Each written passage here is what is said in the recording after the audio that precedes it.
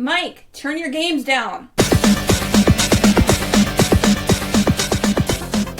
Hi, we're another movie episode of Games My Mom Found. I am Mike Albertin, and who's remaking a podcast with me tonight about a movie we already covered, but with different characters. Me tonight. Do I talk first, or do you talk first? This is Peter Bingham-Pankratz, author of the Fifth Civilization series of novels that are sci-fi in nature. So find me there if you're interested. You can buy them on Amazon, too. Right. Mm-hmm. And it's enigmatic Chrome Stormtrooper Kerry Chandler Carusetta on Twitch and YouTube and other media places. All right. And we are finally here to cover our sequel trilogy talk. It is time for us to start those three movies that people try to forget exist. So we're going to be starting with Star Wars: The Force Awakens, Episode 7, directed by J.J. Abrams, and came out in 2015. Mm-hmm. Seems like a lifetime ago, but there was indeed. The mid-2000s. The mid-2010s, I should say. Mid-2010s, yeah. I remember when this came out. I saw this in theaters, maybe not day one, but I saw it that weekend. That was for sure. Yeah, I saw it opening day. Right. I couldn't pass it up. It was the first Star Wars movie in 10 years. Mm-hmm. Yeah. I mean, I remember that excitement was so great. Yeah, I saw like the original like teaser trailer for it, where you just barely see like a couple of things. Like you see like Luke's, mechanical hand on R2D2 and like a couple of other things. Yeah. And then I saw like an interview with J.J. Abrams where he's standing in front of an actual X-Wing and an actual BB-8 rolls up to him. And I'm like, all right, I'm sold. I'm not going to watch one single trailer, one commercial. I'm not going to look at one promo image. I'm going to go in completely blind. And then literally the night before I saw it, the Nerdist posted like a big photo montage that included Kylo Ren with his mask off. And I got so pissed that I like blocked the Nerdist on all my social media stuff. Fuck them. Yeah, like, because I went into it up until that night. I was like, I bet this dude with the red lightsaber and like the mask, I bet that's Luke Skywalker. I bet he turned to the dark side. I bet that's Luke Skywalker. I was like, I bet that this girl, this Daisy Ridley girl, I bet she's playing Jaina Solo or something like that. This is going to be awesome. And no, but that's fine. I like your idea better, Kerry. Let's see if Disney can film that idea. Yeah, I want to say, I'll just say it at the top. I love this movie, actually. Okay. I watched it last night for the first time in a couple of years, and I was like, 100% held up. I liked it. I liked it a lot. It's got problems, but I'd still make it the fifth best Star Wars movie. Best one of this trilogy, I think. So. Well, obviously the other two, like The Last Jedi is a bad movie that I want to be good because the worst people on the internet hate it, and this Rise of Skywalker is fucking garbage. It's worse than the prequels. So, in my opinion, so that's true. But this movie's good. This movie is good, I think. It's better than the prequels. It's neck and neck with Solo, I'd say. Right. Oh, I agree. It's delightful. I think even though I will have things to say about it, because it's very easy. It's very easy to say things you don't like about it. But overall, this is a fun movie. When I first saw it, I definitely had a roaring good time. And exactly. I was smiling the whole time. Even when bad things happened, I was smiling too because it was Star Wars. Yeah. Yeah. Yeah, and it's, like you said, miles above the prequels. I think just if you have like a good script and you have actors who are actually trying to act, then you can see allowed to act. Yeah. These characters, actually had some direction and were allowed to emote and to develop things. So exactly. You're not throwing Natalie Portman in the garbage like you're actually right. Oh. Yeah, I thought the cast of this was great. I thought the characters were great. I was like, I love Finn and Poe and their whole like buddy thing they got going in it. Yeah. I like Rey. Same. I like the whole thing with where Finn clearly likes Rey and Rey is just like happy to have a friend, but clearly is not like feeling that same way. I love that. Like that's a subversion of what you expect to happen. And yeah, no, like I said, I had a good time with it. I'm kind of on this podcast famously allergic to member berries. Anytime someone's trying to sit there and tug on your nostalgia strings, I get pissed off. But so you would think I would hate this because that is what a lot of this movie is. But if I turn that part of my brain off, I just love this movie. And then if I leave it on, I'm still like, it's still better than most Star Wars. Oh, and before we get too far, I do want to say like the basic plot of this movie is that which again is kind of in the scroll, the it's been 30 years after the Emperor's been killed, and the Republic came back, has a government, and then what the hell are they called? Not the Resistance, but First Order showed up as the Imperial remains, and they're causing trouble. Yeah, that's kind of the plot of the movie. Right, and what you gather from the movie is that the New Republic is not really doing much of anything about the First Order, and so there's like a militia led by Princess Leia called the Resistance, and they're the ones who are trying to fight the First Order, but they're doing it more or less without the New Republic's help. Yeah. And it's kind of funny having just finished Ahsoka, which I'll also say I mostly liked. I liked it more than most of the Disney Plus Star Wars stuff, but not as much as Mandalorian or Andor, but I liked it more than Obi-Wan or Boba Fett. Ooh, high bar there over Boba Fett. Ooh, high bar. Well, yeah, but still, I thought Ahsoka was mostly good, especially if you're a Rebels fan. Yes. But it's kind of like, I'm like, all right, how do we get from the New Republic that we see in in Ahsoka and in Mandalorian season 3 and to this? How do we get to that? Because that's called fixing our issue. Yeah, it just seems like there's a lot of like I'm like, because those are only like 10 years apart? Oh, no, it's longer because is it Mandalorian, 20 I think it's at the point we're at, I think it's 8 years after Return of the Jedi. So Ahsoka is about the same time as Mandalorian season 3. So it's about 8 or 9 years after Jedi, and this is 30 years after Jedi. So this is like 20 years after that. So I guess at some point some shit happened.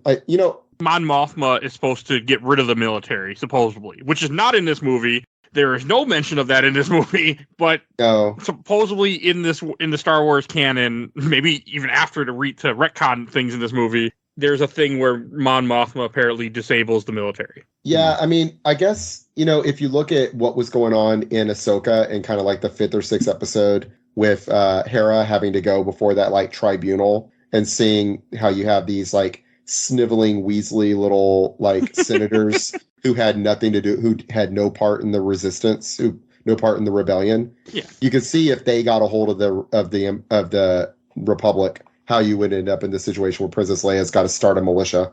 I mean, the thing I've been saying for a while is like Ahsoka, Mandalorian, they're all making this a better series because they're filling in gaps that people. I mean, that's the same thing Clone Wars and Rebels is doing with the prequels. Yeah, true. They make it a lot better, and I think this series needs it. I mean, as a whole, this movie is a lot of fun.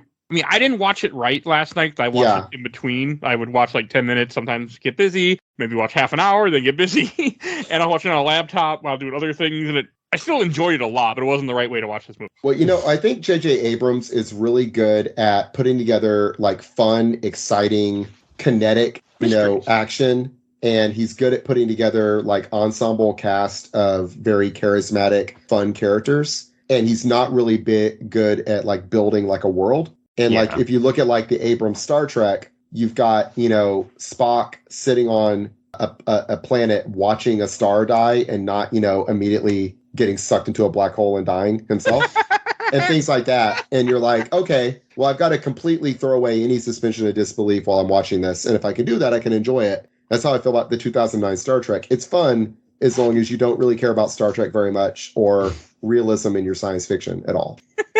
And I think that's Abrams to a T, is he's good at putting together fun action with charismatic, fun characters. And if you can just turn off the rest of your brain, you can really enjoy his stuff. Well, as I always say about J.J. Abrams, too, is that like he made Lost, and Lost is so good because... Until you think about it. Until you get farther into it. The mysteries are great, and all of a sudden you figure out, they have no idea what these mysteries are. They just wrote mysteries, and like, we'll fill in the blanks later, and then when you get to the blanks, they're like, we don't know what to do here. That's like in this movie, it sets up so many things. Like you're introduced to Rey right away. You're like, who is Rey? Who are her parents? Who left her on this planet? I don't feel like we need to know Rey's backstory. That's one of the good things about The Lost Jedi, is saying that her backstory is nothing. That's fine. She doesn't need to be... Like, it would have been annoying if she turned out to be yet another Skywalker. Right? Are you trying to disregard that third movie? Yeah.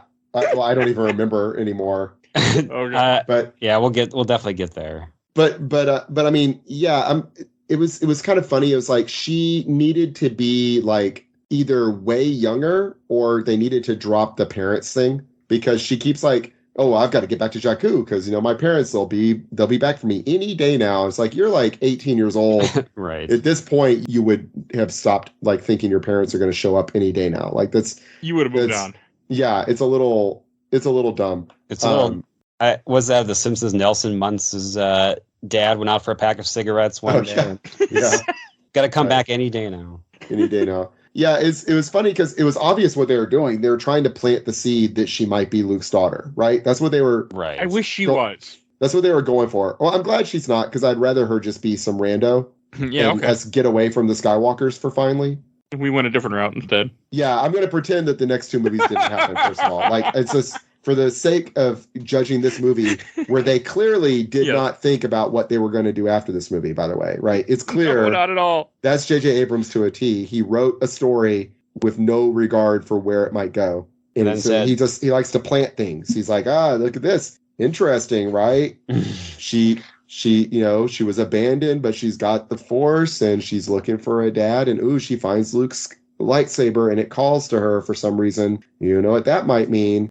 I don't know. It was. And then it says, written and directed by J.J. Abrams, and it says, well, time for someone else to take up the story. I'm off. Yeah. I gotta go start another franchise. Hope you. Oh, is that where did he go from this? I don't know. I thought there was a reason he didn't do. They brought in Rian Johnson to do The Last Jedi.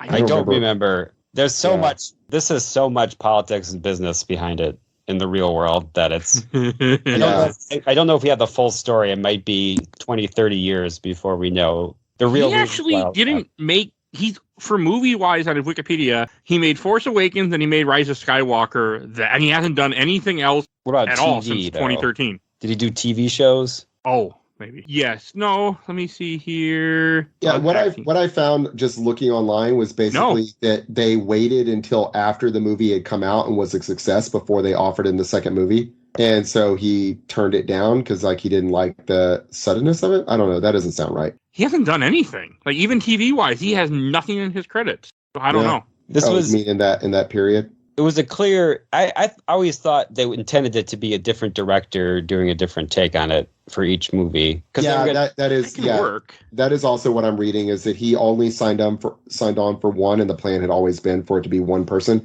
And then The Last Jedi was so much garbage that they're like, all right, come back and fix this. and then he made it worse somehow. That's the crazy thing. This is so, not to talk about The Last Jedi too much, but somebody in a Teams chat at work, somebody offhandedly mentioned The Last Jedi, and it devolved, as all these discussions do, into a very long, hours-long discussion of Last Jedi, with me being probably the sole defender of the movie. So a movie you don't really want to defend, right? You're like, well, yeah, I have very mixed feelings about it. Yeah, same. But I always end up defending it though. Yeah, but it's so weird that I don't know what my point was. The point was, the most innocuous thing can lead to a debate about The Last Jedi with many people having strong opinions about it. Yeah. Again, that's accurate.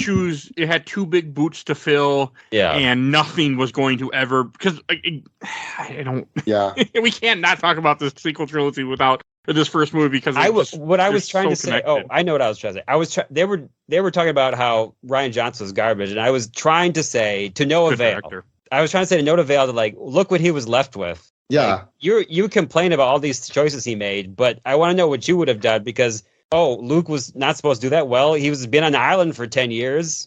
What is he doing there? And J.J. Abrams clearly was like, I don't know. You figure it out. Right. Exactly. Rian Johnson is a fantastic director and a fantastic writer. So if The Last Jedi is not good, I don't think it's his fault. No, he was just given nothing to work with and probably a lot of constraints. A lot of you can't do this, can't do that, can't do this, can't do that. And so he's like, well, I want to try something. And that's why I appreciate The Last Jedi because you can see him trying to do some different stuff with it. I'm looking forward to rewatching it and see how my opinion goes. Oh, he directed some Breaking Bad. He was involved. Yeah. He did Knives Out, which I've heard good things about both those movies. He did Looper. Looper's good too. Yeah, he's done a lot, and he did. He's very talented. That's what I'll say. We'll talk about it more when we get to that movie. But he is very talented. I think. With this movie is, as I made the joke when we first opened this up. I mean, thematically, J.J. Abrams took A New Hope and just remade it in a sense. But at the same time, the other part of that joke I want to say it is that just like George Lucas took, the whole idea of the from the frickin' serialized stuff of a hero's journey and made the Star Wars. It's the same idea. Yeah. Yeah, and I know it's fun to joke around about Force Awakens just being A New Hope again, because it's riffing on it, but it's making like some interesting different choices with it, right? Oh, I personally like it. Yeah, like I don't want to come off that I don't like it. Yeah, it's like it is a little dumb that it's just like redoing a lot of the same beats as Force Awakens. Like, oh, you thought a Death Star was big. What if we had a planet-sized Death Star? And it can shoot multiple beams at once across hyperspace for reasons. Yeah. And things like that. That's dumb. Agreed. So can that planet move? No, and then that's the question. I mean, maybe, but it doesn't give any indication of it. In which case, what happens when it finishes draining that star? You're done. Yeah. Does everyone die?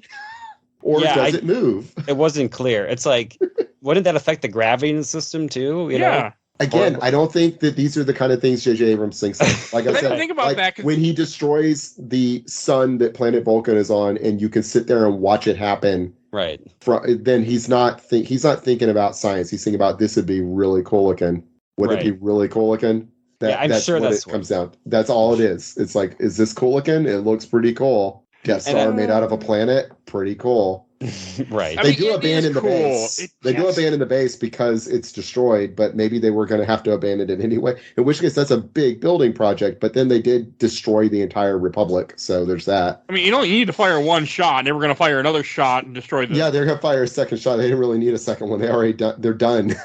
I mean, the government's gone. Yeah, that was pretty funny. Like it's clearly Coruscant that they're destroying, right? Oh. It doesn't say it's Coruscant. They say it's not. So that's the thing. Poe refers to it as the something system. Hosni. Yeah. Hosni. Is that not Coruscant then? Because it looks like Coruscant. It does, and you would be forgiven for thinking that. But since they don't ever mention it, I think it's supposed to be Hosni Prime. That's the name of the planet. Yeah, that's what the internet told me. I Googled it, and I was like, but Coruscant was the center of the Republic. Right. But I guess the New Republic moved planets. But there's no reason that they would have. There's no reason to think they would have. It's obviously implying that it's Coruscant. Right. And then I feel like they threw out that name specifically so that they could later have things happen on Coruscant. I know. That's what I'm... TV. That's what I figured too. Because when I saw the movie the first time, I was like, oh, they blew up Coruscant. And they said, no. And I said, oh, they're going to go back to it, obviously. Because why would you blow up your big city planet that everyone knows? Yeah. You know? I just found that raise the stakes, weird. Right? To have big stakes. Yeah, I don't know, but I'm talking so trash about it. I love this movie. I know, but the problem is a lot of these things aren't spelled out. Like it would be clear to have a line of dialogue that says they blew up Hosni Prime. That's their capital or something. I don't know, something better than that. It says that they took out the government. Yeah, or he says we're going to take out their government. But there's so many things, like at the beginning, who is this Lor Santeca guy? Or they don't say his name. You have to read the comic books to find out that that's the old guy that has the map to Luke. Yeah, Max von Sydow. Yeah. Max von Sydow. A great actor. Has been in many films. In fact, he was Emperor Ming in Flash Gordon, and Star Wars began as a Flash Gordon spec. Isn't that awesome? Yeah, but he's that had to be on purpose, right? I don't know. He's a very big, he's like your veteran actor that you bring out to like give a movie some gravitas. So I'm not sure exactly, but he's also in Dune. It had to be it. He's also in Dune, which helped Star Wars influence Star Wars. So you never know. Right, exactly. He's in Dune and Flash Gordon. Right. I mean, come on. I mean, yeah, and lots of other stuff. Of course, he's very big deal. But still, I look at that. I'm like, somebody had to be like, oh yeah, we got it. That'd be a great get. Maybe. It'd be it. I just wish they wouldn't have killed him off so quickly without any explanation of like what. I mean, Kylo Ren is. You got to buy the Poe Dameron comics. You got to buy Poe Dameron 1 through 6. That is where they flesh out his story. I mean, I do want to read those and talk about it on this podcast. That is my issue with new Star Wars. Is that let's not even talk about the Fortnite debacle. What is Fortnite canon now? Oh, the Fortnite. That's where the Emperor Palpatine's return message was broadcast. And the day before the movie came out or something. Wow. That's right. Right. Oh my god. For the third one? For the third movie, yes. It's so goddamn stupid. Why would you spoil your movie? My brain. But really, what are they even spoiling? No, I mean, everybody knew, because the trailers had Palpatine come back. Okay. There's been a while. Hey, there's going to be some nonsense in this next Star Wars movie, guys. Yeah. Be prepared. I just don't like the idea of you need to read all this ancillary material to figure out what's going on. Ancillary material should just be there for people who want it, but your movie needs to be enjoyable and make sense with just the movie itself. I mean, you can have all the ancillary stuff for people like me who just want it, put it there, but you need to give me at least the basics of understanding what's happening in your movie. Right. Yeah, before I want to know more about this Boba Fett guy, I'm going to go read Tales of the Bounty Hunters. You know, you don't need to. But I don't need to. But this guy, I'm like, why is this random ass guy played by Max Van? And it's also Max von Sydow is such a recognizable big actor that I see him and I'm like, well, he's got it. Oh man, this is Max von Sydow. What's his deal? Why is he in this movie? What's going on? And then it's like he's got a map to Luke Skywalker. Why is Luke Skywalker missing? Yeah. Well, we find that out later. It's a dumb reason, but it's fine. Not in this movie. No, we do. Han Solo says it. Oh, he does say. We don't see it till the next movie. Yeah, he says that Luke started Academy to train the new generation of Jedi, and that one of his students turned against him and destroyed the whole thing, and he felt responsible, so he left. And it's just like, I mean, all right, fine. I guess I can buy that. This idea of this being this like mythical map to where he's at is just I take it the dumbest MacGuffin. As the temple he's at. He went to an early temple, and that's why the map is... Right. And that's why, if you read the comics, Lor San Tekka is a member of that religion that worships the Force from Rogue One. Oh, okay. That Chirrut Imwe is in. Yeah. And he's one of those monks he's one of those monks that is not a Force wielder but worships the Force, and he is like traveled the galaxy searching for Jedi lore. He helped Luke discover a bunch of Jedi lore, and that's why he's got a map to the planet that Luke is on. Okay. Yeah. Which is fine. I mean, he could have taken a minute to be just like, I've been exploring the galaxy, researching Jedi lore. This is the location of an ancient Jedi temple. I'm betting that Luke Skywalker is at that temple. Or just, I gave it to Luke. Yeah, exactly. I made a copy of this map and gave it to Luke, so maybe that's where he's at. Just something. I mean, little things like that. Like, I mean, the movie still works, but it's not, I mean, this movie is not the beginning of a franchise. This movie is a continuation of a huge franchise. Mm-hmm. So you need to do things a little bit differently. You have to understand that people are going to want answers immediately in your movie, and you need to put certain things in place because you are a sequel. You aren't a new thing, even though they're like, I mean, if you want to do a new thing, you need to say, okay, we are 500 years later after this event. New enough. This is 30 years after. Would have been better, honestly. Go ahead. I was going to say, I don't like the idea of the MacGuffin either. I forgot until I watched this time that there was a map even. I totally forgot about that. Oh, yeah. Wait, I was like, oh, yeah, it's a Da Vinci Code National Treasure thing where you have to backwards decipher it, which I think you can only do that so many times, but it's been done to death. It was done to death at this point in time. Exactly. So some stuff I do like. I really like Captain Phasma, and we don't need to know more about her. I wish that she had more of a part in this trilogy than she does. But I love Captain Phasma. My son was Captain Phasma for Halloween the year this came out, or the year after, I guess. And I have a Captain Phasma standee, like 6 foot tall standee in my classroom. Oh, nice. Yeah, I like the idea of this like stormtrooper commander with her own special armor, who's a woman who is just like cold and scary and frightening. I like when Finn gets back at her, he's like, "How you like that, Phasma? I'm in charge now. I'm in charge." I really like her. I really like the beginning when the stormtroopers are coming down in the drop ships. Yeah. It's very like Saving Private Ryan, and also like Saving Private Ryan, and also like Starship Troopers a little bit. Of like the troops coming down to a battlefield, and they're standing there, and they're you can tell like some of them are probably scared, even though you can't see their faces. And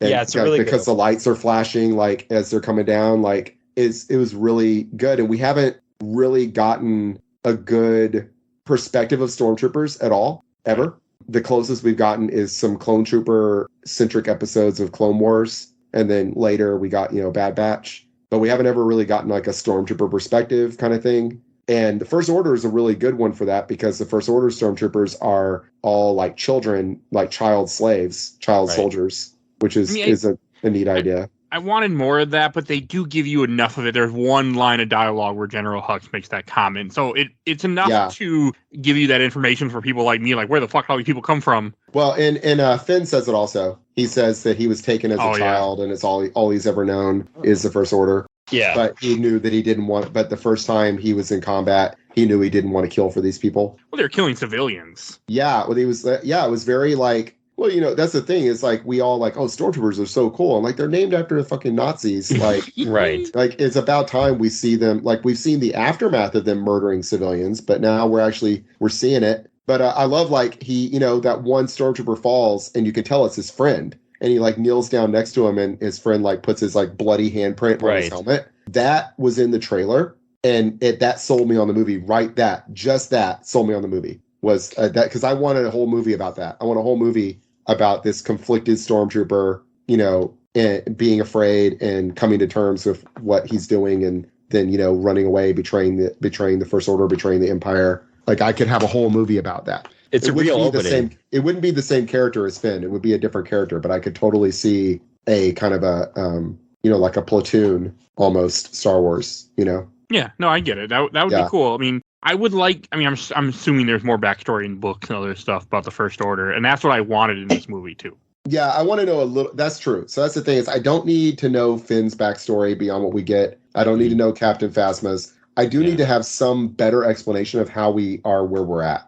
Yeah. Because you really have to make a lot of inferences about the Republic, the Resistance, and the First Order. Again, this is where like a line or two of dialogue would have helped. You could have Hux saying it, something like, our group has been on the run since the Emperor died, and we've only finally got the forces assembled in the past year, or something like that, you know. And you could have Leia, and complaining about the Republic being a bunch of do-nothing bureaucrats and stuff who can't, who aren't willing to do what's necessary and that kind of thing. You could even have Leia be a little different too. I would have liked her to be a little more Saw Gerrera, maybe. Okay. Like maybe what happened with Ben and all that, and what happened with the Republic has turned her like really hard.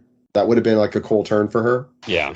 And maybe that's partly why Han Solo's left, is that he disagreed with how like rough she was getting with stuff. I don't know. That would have been cool. I mean, again, that would have been cool. I know we're kind of ripping into this movie. Yeah. But, like, there are things that I have one small problem I have with this movie is you never should have seen Kylo Ren's face in this movie. Yeah, that should have been a reveal for the very end of the movie, or should have been a reveal in the next movie. Yes, right. And I get it. You gotta show off your actors. You're paying them. They want to have it. They want to see their face. But then hire someone like they did for Darth Vader, where you just hire a stunt guy. Yeah, but the thing is, I love Adam Driver as an actor. Yeah, he's good. He's like, I don't know if y'all watch Girls, but he is. I have not. He is so good in Girls. He's so good. He's such an interesting, complex character in that. He's a really good actor, and he's really cool because he's just like a U.S. Marine, like a infantry Marine who he was a combat veteran, and he got out of the Marines. It's like, I don't know, I want to try acting now, and he became an actor. And then he was in, Lincoln and Girls, and then Star Wars. It's like kind of big, but I like him, and I really feel like there's a salvageable storyline in this trilogy that is a Kylo Ren redemption story, and you get it. That is really the only thing, one of the only 2 or 3 good things I can say about that third movie is I like where his character goes over the course of the movies. Yeah, he's solid. He's solid in this, and his character is pretty solid throughout the movies too. And he's a good actor. It's a good character, but I agree it would have been better to make it more of a mystery who he was. And that's a nitpick, but I like how powerful he is with the Force. Like, you see him stop the blaster bolt in the first part. You see him. Oh God, that's great. That was so cool. Scene. And he just leaves it there, and it doesn't move until he gets on his ship and leaves. And once he leaves, that's when it finally. So he's like has an entire conversation with Poe. Yeah. And all that. Notices that Finn is scared. He can feel Finn's emotions. He notices all that stuff and then gets on his ship, and it's only then that the blaster, the bolt actually, is released. That was a really cool little thing. Yeah, it's a good scene. One of the complaints that I know people had with him, like that I don't consider a complaint in this movie, is when he fights near the end of the movie, when he fights Finn and Rey, and he gets his ass beat by Rey, sort of. not really, but like Rey holds her own. People are like, oh, well, she's a Mary Sue and all that complaint. Like the fucker's injured. He took a freaking blaster bolt. Like not just any blaster, a Wookiee bowcaster bolt. Which he's not okay. You saw the bowcaster when it hits people, it launches them like 15 feet in the air and stuff. He took it in the ribs while standing on a narrow catwalk and just grunted. Yeah. And then he's like, I love that thing where he keeps like punching himself in the wound. Yeah. Like he's like, arr, arr. He's just like angry at it. And it's just like a great character type. It was such a good little like character thing. And he's dripping blood on the snow. And also I hate the Mary Sue bullshit. No one calls Luke a Mary Sue.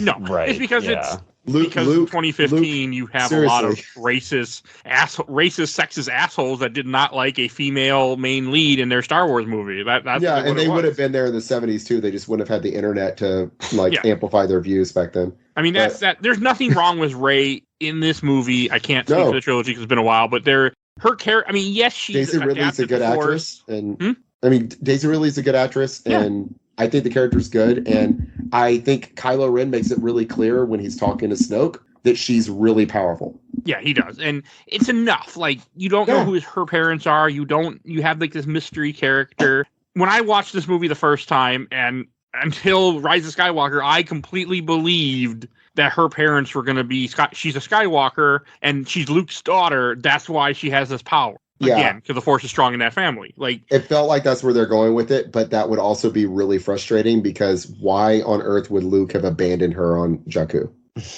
Like, how could we like Luke as a person still? Well, maybe what happens he went with a woman. She drugged him. He had a kid. She took the kid to be trained as a ninja. And then when his grandfather turned out to be wrong franchise here, Batman. Talia Ghul. I mean, he could do something like that where he just didn't know he had a son. She's Damian Wayne, maybe. Oh. I mean, you could have done something like that, and that would have completely worked. That Luke didn't know for one reason or another. Like you could have done. I mean, they go a whole different route. Maybe she was like a clone of Luke. She's a clone of something, sort of. Yeah. Oh God, is that what it is? Is she like a Palpatine clone? Oh, do you not remember? I don't remember. I haven't seen that movie since the theater. We'll leave it at that. We'll leave it. You can when you find out, you'll be fine. It'll be fun. Yeah. I haven't seen that movie since 2019. It's the last movie I saw. It's the last movie I saw in the theater before COVID. Right. Yeah. There's a lot of people. I haven't touched it since then. Very nice. I don't know. I like. Yeah. I don't know. I like Rey a lot. I like Daisy Ridley. Allegedly, she's getting something there. She's getting another Star Wars thing. Until they cancel it, yeah. Until they cancel it, right. The thing about new Star Wars movies, until they start filming it, I don't believe a word of anything. Because that Rogue One movie's coming out, Peter. Remember? God. That Rogue One movie, the Yoda movie, the Boba Fett movie, the Obi-Wan movie. We got two of those, sort of. Yes. Yeah. I don't buy anything until I see a still from the set of them starting to film it. Otherwise, it's all speculations. And hey, if Warner Brothers is doing it, you don't even have that. Right. Even once it's finished filming, you may not ever know that. What if they wrote off a Star Wars movie for tax purposes? I don't know what. I guess at this point it wasn't matter, but like, what if they wrote off Rise of Skywalker and said, "All right, we're deleting that from history. No one can ever see that." Oh God, people would flip out. It would have been the greatest movie ever made that we never saw. There would be like an armed standoff thing. There'd be like an angry nerd with a gun like holding up the offices.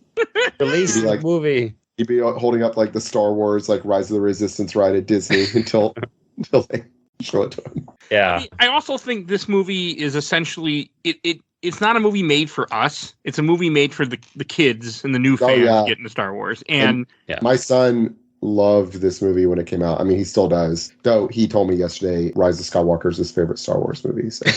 Is he moving out now? It's just the last one. It's just the last one he saw in the theater. I'm sure. I'm not. I just saw. I was like, oh, that's good. That's good. I have no son now. That's fine.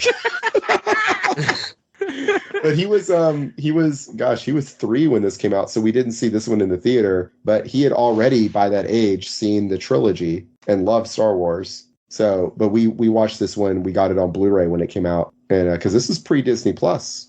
Yeah, the dark times before. Yeah. It's funny though. This is 2015. It was the last good year in American history. That's right. That's very good. Yeah. Oh. Everything was hunky-dory in 2015. It was. There were no It really was compared to what comes after it in history. Yeah, it's crazy. Just go back. No, but yeah. So do we want to like run through the order, like the movie in order, or just run through different parts? Yeah, that's different parts. We talked about the beginning. I think it's probably one of the most effective Star Wars beginnings, or the most effective of the sequel trilogy. Yeah, definitely. I think it's one of the best intros of Star Wars movies. Like it's up there with. It's definitely, it's not quite Darth Vader storming the Tantive 5, but it's still it's a really good intro. Minus the Max von Sydow stuff, which is a little dumb. The whole standoff with Poe. We get to see BB-8. BB-8 looks really cool. It's a really cool effect. Real. Yeah, because it's real. I mean, it's real. There's some CGI assist to it, but it looks really good. Yeah. It looks really good. And Oscar Isaac is so good. He's so funny. Really good actor. He's so charismatic. He's so funny. And like you referenced it, where he's like, "Wait, am I supposed to talk now, or are you right? You talk first, or I talk first?" Yeah, that's what it was. Do I talk first? I went back and forth. I think the first time I saw it, I was thinking it's a little bit too kind of on the nose humor, but compared to what happens in Last Jedi, which there's a lot more Oscar Isaac shtick in that movie. Yeah, it's better. It's better in this one. It's a little too much in the next movie, and then the third one, him and Kerry Russell running around is which I'm glad Kerry Russell got paid, but because I love Kerry Russell, but his whole thing with her is a little dumb. Yeah, in this one, it's good. Yeah, it's good. His little joking around with Kylo Ren, and Kylo Ren's like, I'm going to get the information from you either way. Like, it's, he's like, Kylo Ren's very, like, sure of himself on this. Well, and he does, because he can, like... Oh, he does. He does kind of like the Force. Some kind of, like, some way he's able to read their mind. Yeah, he can do... He can do something that Darth Vader couldn't, right? Darth Vader had to use a little torture bot. And even then, he still couldn't get Princess Leia to reveal. Though Princess Leia, we know later, like, has the Force, but she wasn't supposed to at that time. No, she was just trained to resist torture, essentially. I guess she's just a badass, enough of a badass. But yeah, I love, and then Finn breaking him out. That is a good scene. Everything with that. It's such a good sequence. Them getting in the TIE fighter, and the TIE fighter being still tied up to the board, and so it's like boom, boom, and so he's. Shoot, and then he just like Finn for being so like hesitant about killing people and stuff, like, and saying later find out that he has no combat experience. Him just like he just kills like 20 stormtroopers here, by the way. Presumably people he knew too. Yeah, presumably his allies. It makes sense now later when like that one guy is like traitor. Right. It's like, oh, you killed 4 of my best friends when you broke out of the Star Destroyer. Yeah, I think they retroactively named that stormtrooper TR4TR or something like that. Okay. The guy that yells traitor. No, it's for real. They did. Traitor. Oh, I was like, what is that? Like, that's a joke about something, but I didn't get it. Yeah, that's what they name him, something like that. But and then same thing, like Kylo Ren like screams traitor at him when they're in the woods later, It's like, you get it. He murdered a bunch of people on his way out. Right. He just wanted, because he knew they were going to reprogram him. They make a comment, come to my office or something like that. And they're like, you're getting a brain wipe, buddy. Yeah, she tells him to, and then, Phasma tells him to report to her division later. And then she tells Domhnall Gleeson later, Hux. She tells Hux later that he was due for reprogramming. Yeah. So you assume it's some like Clockwork Orange kind of stuff, Right. I also appreciate Hux more now. Again, this is not to this movie, but this is them trying to fix this movie in Mandalorian, where you have Hux's father is mentioned in charge of the, in charge of in the Imperial. So like little things like that. He's a Moff. He's like a Moff or a Admiral. Yeah. I liked Domhnall Gleeson as General Hux. He seems like exactly the sort of little like quisling Nazi that would exist. He's very much a Max Gates kind of guy. And when watching this movie the first time, I remember thinking, when you see Snoke in that room, I didn't think that was a hologram. I thought Snoke was just a fucking giant. Oh yeah. Well, you see it at the end. The hologram turns off, but at the beginning, you're like, "Whoa, are they like? Is this like a giant? A giant guy?" I could have been okay with that. Interesting. Yeah, it's fine. It's space. There could be giants. And I also feel like, looking back, I feel like Snoke shouldn't have been introduced this early. Well, no, you look back at the original trilogy, and in the original version of the original trilogy, you don't see the Emperor till Empire. Yeah. So it's just like a figure that you hear about, and that would have been good. Who is this Snoke guy they're talking about? But they also need to establish that Hux and Kylo Ren are both like, both trying to be in Snoke's good favor, and that they're like competing. Right. Yeah. And it's interesting because that's like what the expanded universe did with like Darth Vader and like some of those guys, like Darth Vader and like Tarkin and all that. It's like, yeah, they really show it in there. And in the comics, I think they show it a little. The comics do show it. The Darth Vader comic, which are now canon years later, do show it. Right. Or like, the N64 game. Shadows of the Empire. In the novelization anyway, Prince Sizor was like trying to kind of like, weasel in and take Darth Vader's spot. Yeah. Oh, yeah. Yeah. Prince Sizor. Yeah. It's constantly people trying to upend Darth Vader or curry favor with the big boss. Yeah. Right. Exactly. And so you can see that with like Hux and Kylo Ren. Kylo Ren's like the Force user, devotee, but Hux is the guy that controls the First Order. I like the idea of, I think it was just beginning at this time, but I don't know if we were ready for, Nazi cosplayers will be a big force in our actual world as opposed to just a fictional world. I think it was just starting around 2015. Well, it's weird. It's almost that kind of blows up in 2016 for some unknown reason. I got nothing. But, it happens in 2016 So yeah, and I'm sure those people like First Order a lot. Matt Gates. I said Max Gates. I meant Matt Gates. Sorry. Right. But like you get the sense that Hux wasn't even alive during the Civil War, probably if he's 30 years old. Right. It's just he's like, oh, remember these glory days when I wasn't alive for her? We should go back to that. And exactly. Well, now that we know his father is part of the Imperial Remnant, so it makes more sense. Right. That was not in this movie at the time. But also it would make sense even if he wasn't. Like, I agree with what you're saying. Yeah, it's like these people who can't remember Nazis, like cosplaying Nazis. Yeah. And not realizing they're doing it kind of thing. Right. And Kylo Ren is kind of like the frustrated incel white man, angry loner white man who just like puts out his frustrations on everyone. And idolizes Darth Vader. He idolizes a man he never met. So yeah, and he has there's also a couple weird things, like he has his melted helmet. I know, I'm nitpicking again, but he has his melted helmet. You also have Luke Skywalker's lightsaber that fell from Bespin show up in this movie. Right. I mean, I guess I didn't think about it when I was watching it, but I do think about that now. Like, how do you get the helmet? See, the helmet doesn't surprise me much because, like, people saw Luke. Well, I don't know. We don't know. We don't know who knows. But I don't know because, like, Kylo Ren is Leia and Han's son. Yes. And it's completely plausible that at some point one of his parents would have been like, Darth Vader, your Uncle Luke burned his body on Endor in the woods on Endor, and then he later on goes to Endor and gets that helmet. That's true. Trying to hang on to a part of his family that he doesn't resent. But he missed that there's a giant piece of Death Star there too. Yeah. Well, he somehow missed that. That was like 100 miles to the west of them. So yeah, is that supposed to be Endor in that third movie, or is it?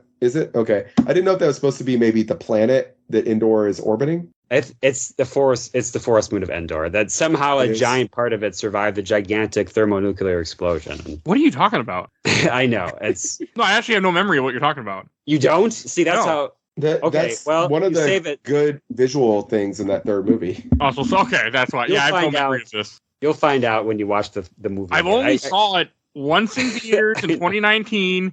I remember I wanted to cry at the end of the movie, tears of happiness. You will be crying. You will definitely be crying afterwards. I can't say if there'll be tears of happiness. I just remember that. I remember being so excited, so happy, and I just left the movie theater, and then 2020 happens, and I don't remember anything else. I really don't. It's been so long. That's funny. So I can't wait, though. I really can't wait for us to cover that one. Anyway. But yeah, so they escape from the First Order. I also like the First Order Star Destroyer. Yeah, it's a little different than a regular Star Destroyer. It's got all these like gaps with lots of like trusses and so on. It just looks a little more, honestly, like I think a real thing would look. Yeah, it has lots of antenna. It has like antennas on the front. It has more greebles and stuff on it. Yeah, it felt more like they put stuff together from what they had left.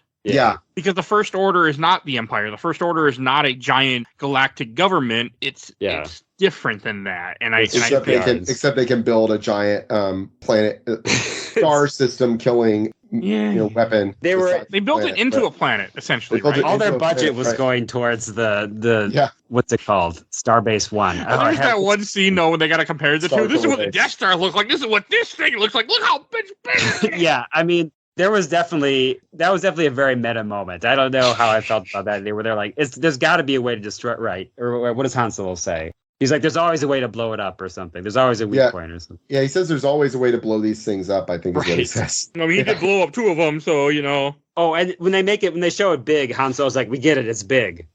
It's like, okay, and this for the audience, like, okay, remember the Death Star? This is bigger because it's everything. There's a point where I think Harrison Ford is just tired of this bullshit. He's like, all right, come on, let's move this along. He's tired of this movie. I said we do one more. I gotta get out of here. I said you had me till October. Come on, right? Let's move it up. Let's finish this. His role in this movie is fine. I liked him. I liked him in it. Yeah. I don't care for his initial scene when they first meet up. And so they crash on Jakku. This is when Finn runs into Rey and lying to her, and then she has BB-8 because I did not realize this, but Jakku is the planet that Poe was on originally when he meets the old guy. Right. Yeah, they're just above all this stuff with Finn and Poe is happening above Jakku. Because the Star Destroyer hasn't left yet because they haven't found the map yet. They know that the map is on the droid and they know the droid's down there. So he sent troops down to find the droid. And I really like the introduction of Rey as she's like inside the wreckage of this Star Destroyer. Yeah. Like scavenging. And it just looks really cool. Like seeing like a wrecked, you can recognize that it's a Star Destroyer. Yeah. Even though it's like wrecked in the sand and it's in pieces, you can recognize it. And then when she goes and she turns in her scrap to what's his name? Simon Pegg. Yeah, Simon Pegg, right? And he's like 1/4 portion, and it's basically he gives her like a muffin, essentially a dehydrated muffin, and which is fine, it's whatever. And then she lives inside the wreckage of a AT-AT. I do like that. That seems way too small, so it's like a mini AT-AT, but that's fine. I mean, there are other mechs that are introduced later. It just looks exactly like an AT-AT, except that it's way too small to be an AT-AT. But that's fine. It's still cool. It's a cool thing. And then, she's sitting there eating her muffin and just looking out at the nothingness. And she puts on she has a pilot, like a rebel pilot helmet that she puts on. Oh, yeah, that's right. I don't know. I guess boredom. It's cool. I mean, you're stuck on this desert planet. You just work, to survive, and just found something in the wreckage. She's counting the days that, like, she's got that, like, the days since she's been waiting for her parents to show back up. Also, this is not in the movie. I mean, it's insinuated enough, but I guess this is one of the next great battle they had after they killed the Emperor was in Jakku. Yeah, there's a Jakku level in, I think, Battlefront 2. Yes, there is. Yeah, and there was also like a VR thing where you fly around Jakku that I did. There's also a book that came out before this, Aftermath, I think, that kind of talks about leading up to this movie. But again, that's not something we need to know. No. Wreckage of Star Destroyers. I'm like, cool, there's a battle here. It is cool. Lots of these places. I like how she's just scavenging. I think it's a good way. She rescues BB-8 from Tito. I have that Lego set, the Tito Lego set. She rescues BB-8, and then he doesn't want to leave her side. But she asks him like where he's from, and he goes, classified. Yeah, so's my past. And it's like, I'm like, that's funny. That's funny. Yeah. Yeah. I do like BB-8 in this so much. But yeah, and then she runs into Finn, and Finn's got the resistance jacket, and BB-8's like, hey, he stole my friend's jacket. And so she chases him down and beats the shit out of him. And it first starts like he goes to defend her from 2 guys who she just beats the mess out of. I love that. I love like her like staff fighting. I would have really liked if in this trilogy she ended up with like a double-bladed lightsaber. That would have been cool. Since we saw that she's into staff fighting, it would have been cool if like she ended up with like making like a two-bladed lightsaber instead. But it's fine. Maybe that's the future movie if we ever get it. Yeah, maybe. I'm with Peter. I don't believe it until I. No, she have like a double-bladed lightsaber, blue and red. It's like Luke's lightsaber and Kylo Ren's stuck together. Cool. Yeah, that could be cool. Then she accidentally turns on his like little like hilt thing, this stupid fucking like finger guard thing and then cuts her hand off or something. I don't. I mean, I remember seeing that lightsaber the first time in a trailer. I'm like, wow, that is cool. And now I'm just like, this is stupid. That was like the one thing I saw in the trailer. I was like, all right, that's a little dumb. Okay. Dumb. I guess you know what? It's not dumb. It's practical. It's even used in the movie. He burns Finn with it. So yeah, he does. Yeah, it's practical. Actually, you should have a blade guard on these things, I guess. Yeah, but I mean, if you slip your hand, yeah, that's the problem with it. It's practical, but also very dangerous. Your thumb is definitely in danger, at least. Yeah. You got to be very careful twirling. Yeah. That's why he only swings it in angry like. You could have a Beskar. He does do a lot of twirling actually when you see him later. Yeah. I also love it when he he has temper tantrums. He has one temper tantrum when he finds out that Poe escaped, and he has another when he finds out that Rey escaped. But I love his little like temper tantrums. I do too. Yeah, and he doesn't kill any officers, but he just destroys. He does it right. Yeah. Right. When Darth Vader has a temper tantrum, people die. When he has a temper tantrum, he just destroys some monitors. Yeah. And scares his stormtroopers. I still love that scene when the two stormtroopers are walking and then turn around and walk the other way. Like, we ain't going there. One of them reaches out his hand and stops his buddy. He's like, come on. Yeah. It's a great moment. The when Adam Driver hosted Saturday Night Live and they did the undercover bosses. Oh, yeah. That was amazing. So, was that after this movie? Before the next one? Yeah, it was after this movie. Okay. Yeah. I gotta watch that again because that was definitely one of the funnier satires of Star Wars. It was really good. It's fun when you can actually get the people that are in it. I know that Daisy Ridley hosted also, but I can't remember what hers was. But yeah, they did one for her too. And I think John Boyega too. I think all three of them. That's cool. John Boyega, who plays Finn, he doesn't get enough in this movie. No, and he got pissed off at Star Wars over these movies, and he like talked shit about Star Wars and was like, "No, I'm done with this shit. I'm not." I don't blame him. He straight up said he wasn't going to be in any Star Wars stuff after this trilogy. He's like, I'm done. I think they were done with him anyway by that point in general. Well, I think they probably would have tried to try to rope him into doing some voice acting or something. Have him, voice a Disney Infinity character or some shit. But he which he may have done. I don't know. But he kind of like burned his bridges with them. He's like, no. But he's like a serious, for real actor. He's been in some other stuff now, like Attack the Block, which he was in actually before this. I didn't realize that was before this. Yeah. I think the actors, they've gotten better at not getting typecast or what have you. Because the Woman King, that's the new thing. They cloned Tyrone. They cloned Tyrone was supposed to be really good. Yeah. No, I'm not surprised at the actor. You look at it, he didn't do a whole bunch of like Star Wars stuff. He did his voice in Battlefront 2, and he did the Forces of Destiny TV series, like 6 episodes. And then he's on the Rise of the Resistance like ride, and that's it, I think.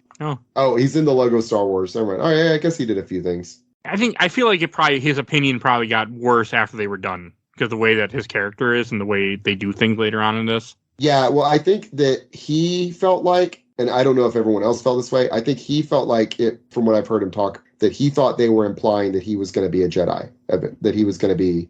They kind of just throw him off to the side pretty quickly from what I remember. Well, especially the second movie really just throws him off to the side and gives him a side quest that nobody really cared for, so.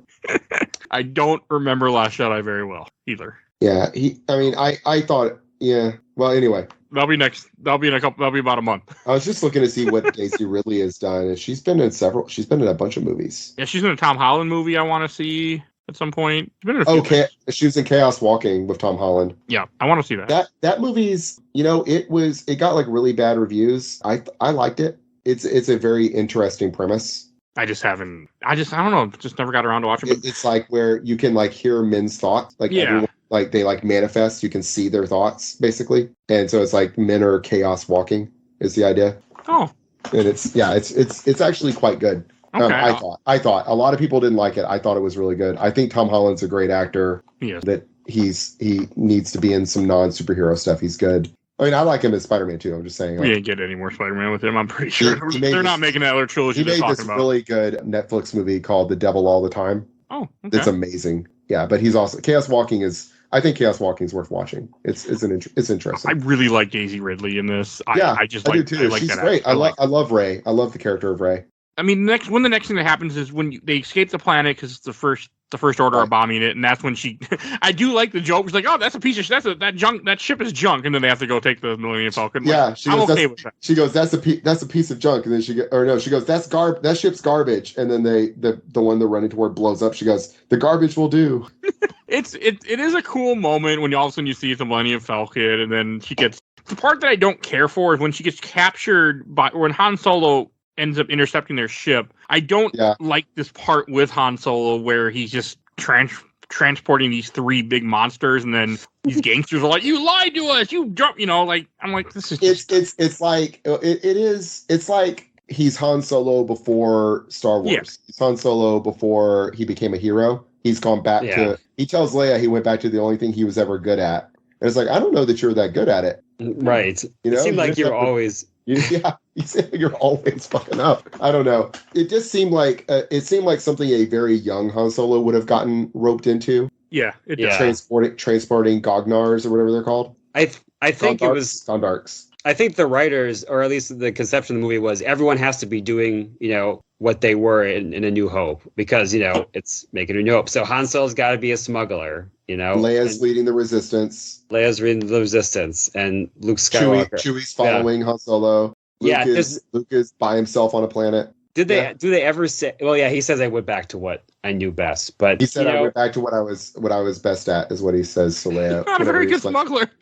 Yeah, it's fun. You're smuggling into government that you help install. Yeah, it's a little different. Just weird. It's a little weird. Like he's been looking for the Millennium Falcon this whole time, but he never thought to check Jakku, which I guess is a big galaxy. But they happen to be. I mean, we never saw the Millennium Falcon go into hyperspace, so they're still in the same system as Jakku. Oh, good point. So not very far. That's a thing. That Star Wars often gets loosey-goosey with is people like. Well, especially the problem with The Last Jedi is that they're limping along at sublight speed. So they're basically just going from a planet to a moon, because the time that's the problem. I mean, that's one of the problems of the movie is it's like a slow speed chase at sublight speeds. Like they're basically, are they just orbiting a planet? Like it shows them out in the middle of space, but that's not how this works. Like they have to be in hyperspace to be going from system to system. But we see the same thing in Empire Strikes Back, the best movie of the entire series. And even that has that problem of they leave Hoth, sublight speed, enter an asteroid belt, still sublight, leave the asteroid belt, still sublight, and go to Bespin to get the hyperdrive fixed so they can so Bespin and Hoth have to be in the same system. Not only in the same system, but the distance from Bespin to Hoth has to be like the distance from Earth to the moon. Right? Yeah. And it doesn't make any sense. It doesn't make any sense. No, you're thinking like Star Trek logic, where Star Wars uses its own logic. No logic. No logic. What does their plot need? It's like they might as well have had him just like riding around on the outside of the ship like Flash Gordon or something. Like it doesn't make any sense. Like in the excellent novel The Fifth Civilization, in order to leave Earth and go to the planet the Fifth Civilization is on, they have to go into cryogenic sleep because it's like a 3-month journey. Right. See, that's well-written sci-fi. He's not wrong. Yeah, there's... Peter can speak to this. I mean, I would never, if I were writing something, I would never have them sucking a giant star to make their energy. I'll feel bad if I get to the 3rd book and find out that's what happened. I can't say anything. Gotta rewrite it real quick. Everyone read The Fifth Civilization, people. Great book. Same. I need to finish that book. I agree with that. No. The science is sound. It all makes sense. All the distances. It's all true. All of it. It's all visual. It's all true. All of it. Yeah. Oh man. Okay, I do like that part when Han Solo says that to Rey about the Jedi, and I do like the fact he says that Rey used to believe it was all a bunch of myths and everything, but it's all true. All of it. I like that a lot. I also like how Rey doesn't know who they are, and it makes perfect sense because by the time she's born, they're all dead and gone. Unlike where Han Solo, yes, he's born in the Empire, but he still should know something about the Jedi. But neither here nor there. Oh, the Jedi. Okay, I was going to say, but she knows about Luke Skywalker and stuff, but she thinks he's a myth. But that also literally saved the galaxy 30 years ago. Yes, but I can see it being something like, again, huge galaxy. She's on a desert planet. Yeah, she's a junk rat. Yeah, she's a junk rat on an outer rim planet. Yeah. I can believe that too, because it makes sense, because the rebellion also would want to, in some, like you would have statues of things like, look at our life, like when it comes to, we're going to say another revolutionary, like Cuba with Castro and things like that. I mean, you have monuments to people that you're like, oh, I didn't know this was real. I thought this was propaganda. No, you're right. You could see some dude, living in the Samoan Islands who's never heard of George Washington or something. I get you. So yeah. It's believable that she wouldn't know about it. It's fine. It is neat that she remembers some stuff. Right. Like it occurs to her how to do it. It occurs to her later how to do a Jedi mind trick, for instance, which I think is one of the things that the sexists don't like about her. And I'm like, no, it's fine. I get it. It doesn't even work the first time she tries it. Right. I like that too. Yeah. I'll tighten these restraints. But yeah. Isn't that Daniel Craig? Daniel It is Craig. Daniel Craig. She mind tricks James Bond.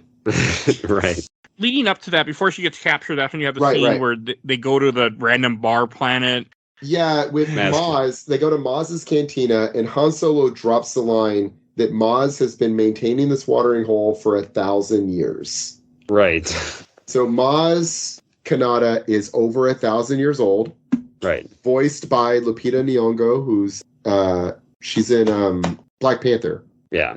I'm trying to remember who she was in Black Panther. She's not the sister, is she? I'm not sure. She's Nakia. Nakia is the fiance of Black Panther. The girlfriend, yeah. Yeah. The one that's like a secret agent. Yeah. Yeah. And then has the baby. Right. So that's the actress that voices her. Oh. Yeah, that's Lupita Nyong'o. Yeah, I like Maz fine. Most of the movie is practical effects, and they just pepper in CGI to make things look flashier. She is a fully CGI character, and it didn't look great watching it today. She's one of a few. Her and Snoke both don't look great in this movie. The CG, I feel like we're still, even in 2023, we're not at the point where a fully CGI character looks very good, other than Gollum. You gotta do practical. Practical looks so much better. Admiral Akbar looks excellent in this. Nia Nub looks excellent in this. Played by the actors who played them in Return of the Jedi, by the way. I think, one thing at least for Snoke in this is they put him in darkness, which is how you hide. Right. How you hide your special effects that don't hold up. So Right. That's how you hide your lack of... It's specifically the lack of subsurface scattering we talked about in a previous episode of the podcast. Right, yeah. And yeah, it doesn't look good on Maz because she's in broad daylight. Yeah. She's in brightly lit. But I like her cantina. It's like a throwback to the original Star Wars. And there's a Mandalorian flag hanging right in the front. You can see there is. Yeah, there's a Megasaur. Yeah. It was weird that Han Solo said the line, don't stare at it, don't stare at any of it. But it's just like your normal Star Wars cantina. I don't know. Yeah, but he remembers when Luke, got Luke, I see. Got somebody's arm chopped off, at a cantina. So right, yeah, you do have to be aware of that. Yeah, you got to watch out. There's that one dude who's one giant dude, and he's got this hot chick chilling on him. Right, and then she goes and calls the First Order. Right, yeah. Oh, that was good. And the droid contacts the Resistance. I love that the droid contacts the Resistance. Yeah, there's a droid that contacts. He's got one of those I didn't catch that. His face is one of those microphones, those old-timey 1950s microphones. Yeah. Like that droid, the medical droids in Empire. Yeah. It's cool. Okay, yeah. I did not catch this part. He says, contact the Resistance, I found their missing droid. And then the chick is like, contact the First Order, I found the droid they're looking for. Right. Yeah, I like that. And which is good, because that explains how both show up there. Right, yeah. Yeah. Okay, that's okay. Yeah, you just put dialogue where you need it to, make the story make sense. That's good. That's good. Exactly. It almost feels like something maybe somebody thought to add in later, except that, it's not. I think maybe the droid I can imagine getting added in later. Yeah. The woman is clear because the camera follows her. They track her when they first come in. They show her. They pass her, and then they show her walk off and do that. So. Yeah, then Rey wanders around and randomly finds this Luke's lightsaber, finds Anakin Skywalker's lightsaber. My theory that she's Luke's daughter. Or that was my theory going into this movie. She's a clone of Anakin Skywalker.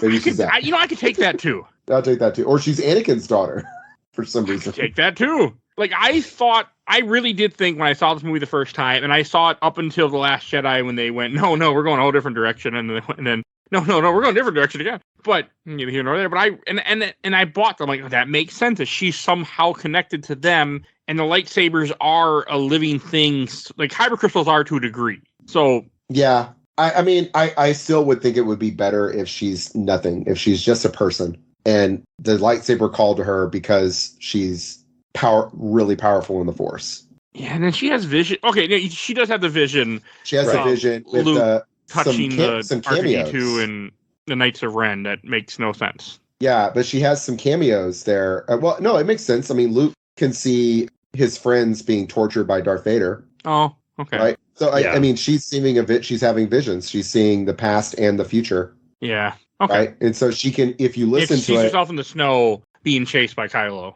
Yeah, and if you listen to it, if you look, I mean, I looked it up, but you can hear, like, so they had the voice actor who plays Obi-Wan in Clone Wars come in and record lines as Obi-Wan, and then they didn't use that, and instead they had Ewan McGregor come in and read the lines, the same lines, and so it's Ewan McGregor as young Obi-Wan. Oh, yeah. And then it's they had Frank Oz come in and record new dialogue as Yoda, and then they ended up not using that and using just dialogue of Frank Oz from Empire Strikes Back. Why? You already recorded new dialogue. Just use that. Who knows what it's two different things where they brought in someone to do it and then we're like, actually, never mind. And they use. I just think that's funny that they had Frank Oz come in. Yeah. And read, and then Oz recorded new dialogue for the film, but it was replaced with pre-existing audio from Empire Strikes Back. Clone Wars actor James Arnold Taylor, whose voiced Obi-Wan Kenobi in the different Star Wars media, originally recorded Kenobi's dialogue, but his recordings are replaced with McGregor's. It's from a Twitter interview with you. It was a Twitter interview with. Oh no, it was a tweet from James Arnold Taylor saying that's what happened. Oh, okay. Yeah, but it's kind of it's definitely can be overlooked if you're not listening for it carefully. It kind of gets lost in the background. Yeah. Oh yeah, definitely. I didn't catch it. They also have Alec Guinness. I'm sorry, that's what they have. They have audio of Alec Guinness as old Obi-Wan also. Yeah. Okay. Yeah. It was Entertainment Weekly is the rest of that information. Entertainment Weekly had the Frank Oz and Alec Guinness information. So okay, and it's during this time when they see all the planets get destroyed that are not Coruscant, because we can't blow up Coruscant. Yeah. We need it for later, I think, right? Even though I swear it should have just been Coruscant. It should have just said, they blow up Coruscant, man. It's crazy. Republic's dead now. They destroyed the Galactic Senate. Isn't Coruscant is it Coruscant in these movies, in these trilogy? No. It's not, no. Nope. Nope. It's also only, I really don't believe they would move the government from Coruscant somewhere else. It's no, they wouldn't. It's dumb. They should have just made it Coruscant. It almost feels like I feel like J.J. Abrams wanted it to be Coruscant, and the studio, Kathleen Kennedy or somebody's like, no, we're going to be using Coruscant for a TV show or something. Yeah. So you can't do that. They had big plans at this point when this movie came out. Like, they had big plans to do all the Star Wars media, and then Last Jedi and Solo came out. This is the beginning of Disney. Like, when did Disney buy Star Wars? Like 2014? I think it was 2012. 2012. So this is really the beginning of Disney taking over Star Wars. This is their first big thing, right? They had done like a season of Clone Wars on Netflix, I think, and then this is their big thing. And it was huge. It was huge. You know, like this was such a big deal. Like it's a Star Wars movie being made not by George Lucas, right? And get the original actors back. You know, they're bringing back. Yeah, they're bringing back Peter Mayhew, though he's barely in it because he was having health problems. So they had two other people playing him most of the movie, but still. You got Anthony Daniels reprising as C-3PO for like one scene or two. Oh no, a couple of scenes. My new arm. Yeah, he's like, you probably didn't recognize me because of the red arm. Yeah. There's a comic that explains how he got that arm. There is. And then Carrie Fisher and Mark Hamill in it for like a second, and then Harrison Ford. Yeah, but it was clear Harrison Ford has said he told him he's like, you got me for one movie. Right. Y'all need to kill me off. He wanted to be killed off at the end of Empire. That's why he gets frozen in carbonite at the end of Empire, was to leave it open for him to leave the. He did not want to be in Star Wars anymore. I think everyone kind of knew that he was going to die too. Yeah, I think it was clear from the whole movie he was going to die, especially when Leia tells him to go get their son. I'm like, oh, Kylo Ren's going to kill him. Yeah, Right. plus, Or he's gonna die in front of Kylo Ren, one or the other. But he's gonna die for Kylo Ren's plot development. That's gonna happen. It was pretty clear. Yeah. Yeah, and I remember when this movie came out, there were some meme going around of a guy driving around in a car that said Han Solo dies. Yeah, but that's not that. That's like that's like Dumbledore dies kind of thing. It's like if you thought Dumbledore was living to the end of that series, then you're not a very attentive reader. I think it's a bit of a dick move, too, because there were people. If you were at all on the internet the next day, there were people who were trying to spoil it. Yeah. Oh yeah. No, yeah. You shouldn't be spoiling things. Like I said, the Nerdist is still blocked on Facebook for me. I did. There's a guy at the place I worked that we knew it was spoilers, and he loved to spoil things after he'd seen it. He did. Thankfully, I'd seen it the night before, but he did spoil the Han Solo thing right away in front of people who had not seen the movie. And it's like, you are an ass. Yeah, that's terrible. Yeah, because I don't think you would see it coming. Like, before this movie came out. You wouldn't see it before the movie, no. You see it once he enters the movie and he's like 80. Yeah. You're like, oh, they're probably going to kill him. And then especially, when Leia sends him to go get Ben, you're like, oh, okay. Yeah, by movie logic, he has to try to do that. And since Kylo Ren's going to be the villain in the trilogy, we know he can't succeed in this first movie. So, yeah. Right, exactly. Yeah. I mean, you see a little bit with Finn using the lightsaber while they're at the bar area, and that's when you have like this random... when he fights TRT or whatever. I don't remember if that's the guy's name, but he fights that stormtrooper who has that like really kind of dumb like club. Yeah, that can block lightsabers apparently. Why does he have that? That's fine. We saw that so all the Jedi are they know Jedi are still alive, so. But it doesn't have to be for Jedi. It could just be for, close quarters combat. It's like the Star Wars equivalent of a bayonet. He throws down his rifle because he wants to fight him hand to hand, because he wants to beat his ass. And he does, by the way. He beats Finn's ass. Him. He just ends up getting shot by Han Solo. Mm-hmm. But but I can buy that he's got a thing that can block lightsabers, because the droids that General Grievous had those pikes that could do the same thing. Yeah, but that was to fight Jedi, and Jedi are still around. I mean, we don't really realize this, but the Jedi are around in this world because you have the school that Luke started. You have other Jedi that have survived.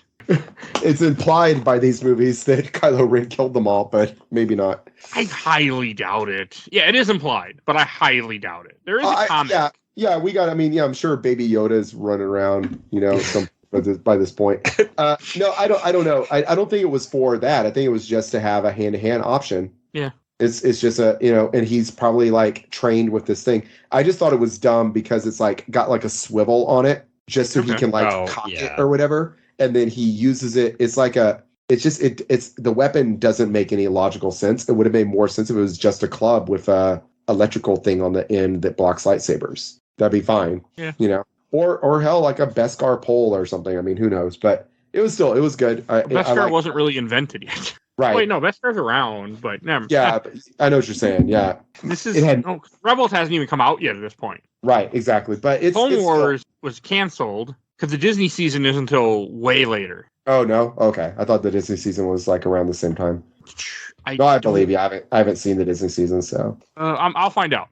But yeah, and then I like when they see like there's a really cool scene that they broke down on Corridor Crew. They had the guy that made the scene where you see the TIE fighters flying against like the sunset. Oh yeah. And it doesn't match the setting at all, but I guess maybe they flew in from a different part of the planet, for surprise. So they flew in somewhere where the sun is setting and then flew over here where the sun's clearly not setting. That's fine. I don't mind. Because it looks really cool. Of these, it's something out of Top Gun. Yeah. Of them, you can see the TIE fighters, and like the person who made it was talking about like he had this idea that you should see some heat waves coming off of them like you would an actual jet, but there's no place on a TIE fighter where you can discern where the exhaust is supposed to be. So he just like made up where he thought it would be, and now Disney went back and made that canon that's where the exhaust port is, which I think is funny. 2020 is that last season of Clone Wars. Okay. 2014 was the last season that we got by Netflix. That's what I was going to say. I thought it was 2014 that we got. But that season doesn't touch on a lot of the stuff. Well, no, but I'm saying that's under Disney's ownership. 2014 was, but I think the Netflix contract was already in order. So Netflix they also didn't have Disney Plus. They distributed it, but I'm saying that was under like Disney's like the ones who own Star Wars at that point. Yeah, and then there were a few other. There's a bunch of arcs that got left in the cutting room table at the time. Then some were put in the 2020 season, and then one was made into a novel, which I will never read. One was into a comic book, which I'm trying to convince Peter to talk about with me. Hint, hint.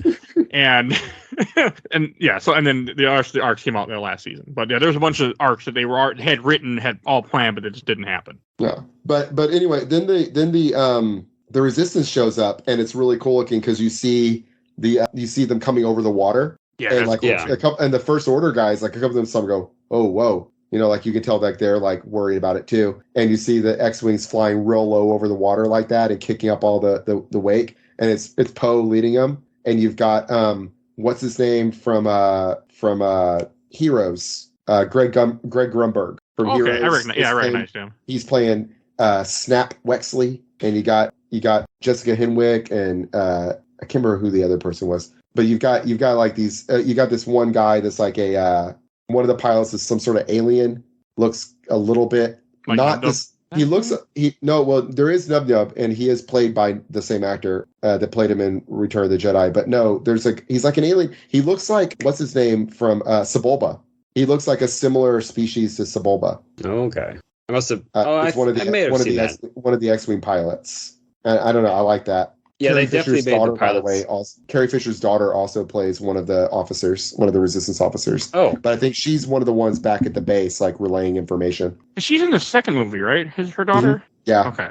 Yeah, Billy Lord. Yeah, and didn't Carrie Fisher die before the second movie came out, right? She died right before the second movie came out, yeah. Okay. Which is why I think they should have made like a last minute edit and have her not fly through space.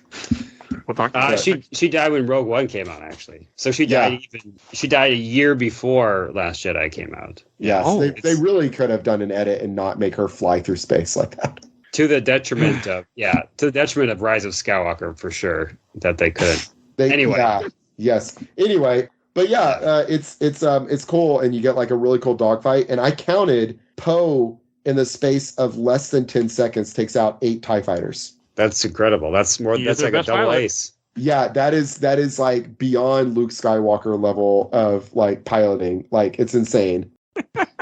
He's just like flies through, and it's like a sparrow flying through a cloud of mosquitoes or something. Just takes them all down. It's ridiculous.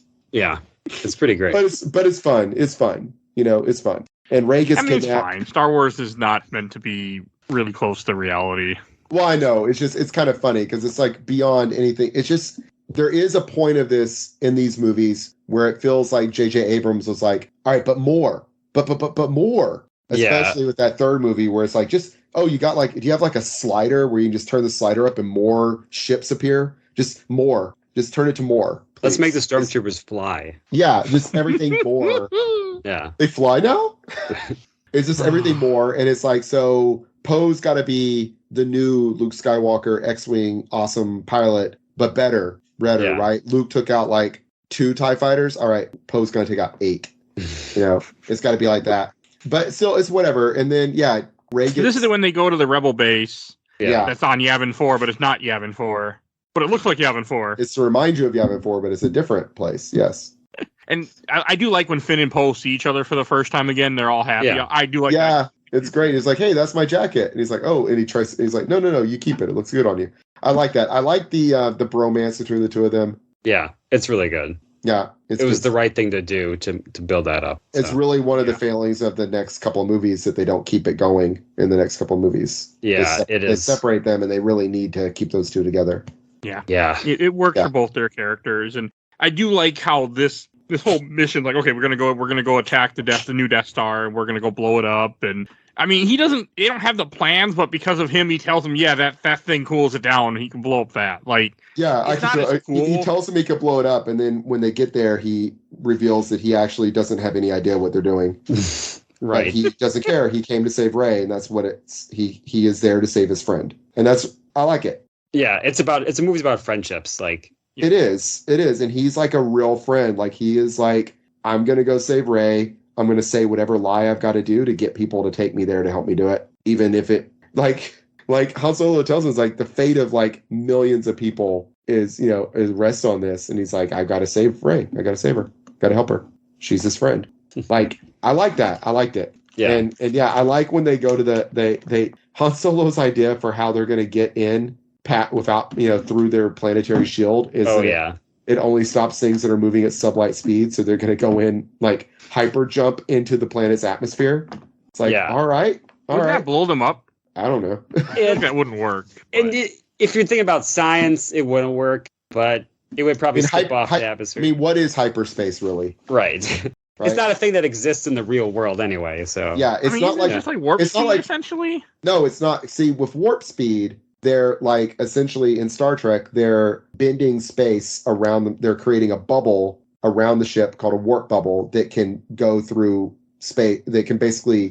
You can travel faster than the speed of light, and you're in this bubble protected from the effects of it, right? The bubble allows you to do it. And then later in Star Trek and Voyager, they came up with slipstream, which is what the Borg use, which is basically hyperspace. Oh, okay. Which is essentially that you're creating Einstein-Rosen bridges, right? You're creating those, like, event horizon bridges, right? The difference is in Voyager, the slipstreams are like pre-made things or something. I don't know. Maybe they're not, but anyway, point is the slipstream thing in Voyager that the Borg use is hyperspace, but hyperspace is, it's like you're entering a different dimension, basically. Okay. Except, again, it's not actually, this is all explaining a bunch of, like, I know, we're being white and nerdy it's a bunch of bullshit that's not actually canon. It's, so, in A New Hope, it's just they're going really fast, so. Right. Yeah. But you can see, like, when they're in, like, a tunnel, it looks like, when they're doing it, when they show them inside hyperspace in the various movies and stuff after A New Hope. And then we know, from Rebels and everything, like the whales and everything that travel through it, it seems like it's some kind of extra dimensional travel kind of thing. Yeah. The whales were not created yet at this time. I think... I feel like there's some Star Wars thing where there's, like, creatures that live inside hyperspace also. Again, that's one of the cartoons, but that might be Rebels, actually. I don't remember. Oh. So one thing I want to note is that I think it was about this time when I was watching this in the theater for the first time, about the time they go to Starkiller Base, I was like, is Luke going to be in this movie? I was starting to... Shown up. He's also shown up. I was like, we've been about 2 hours in this movie. He has not shown up. And I'm like, I wonder how they're going to do that. Because he said they were going to be in this movie.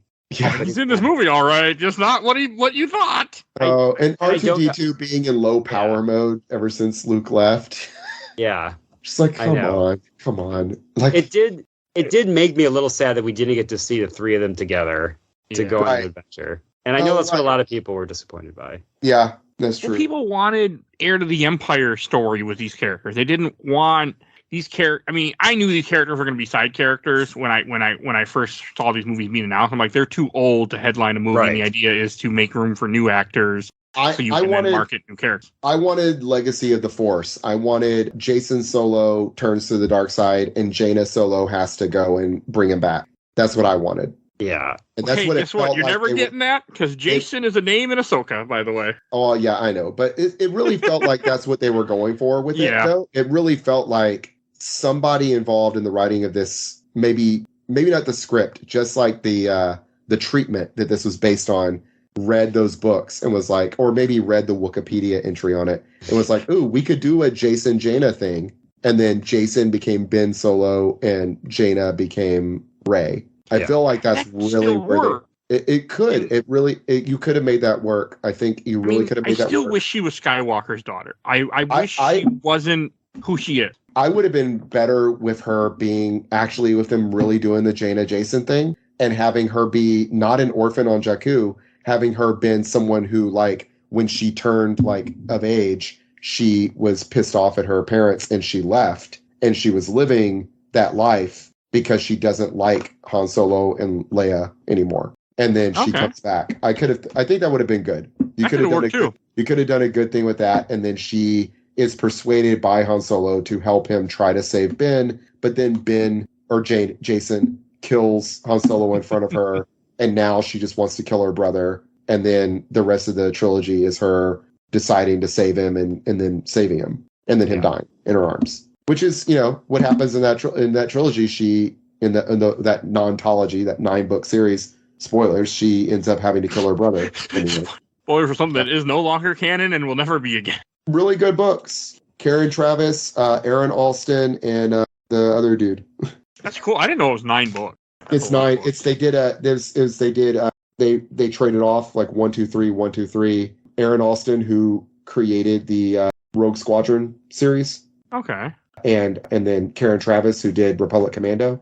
And then the other guy, he wrote like Children of, I can't remember what he wrote. He wrote some big ones. I think he's the guy who took over Rogue Squadron when Aaron Alston left it. Is the other guy. I can't remember his name though, but it's 3 of them and they did 1, 2, 3, 1, 2, 3, 1, 2, 3. It's a good series. It's a good series of books. It's good. And yeah, it's like Jason Solo kills Mara Jade. And I think he kills Han Solo also. I can't remember if he kills Han or not, but I'm pretty sure he kills Han Solo and he kills Mara Jade as well. He kills Mara Jade first. Like she's like the first major character that dies. I gotta read what happened to the legend canon of these people.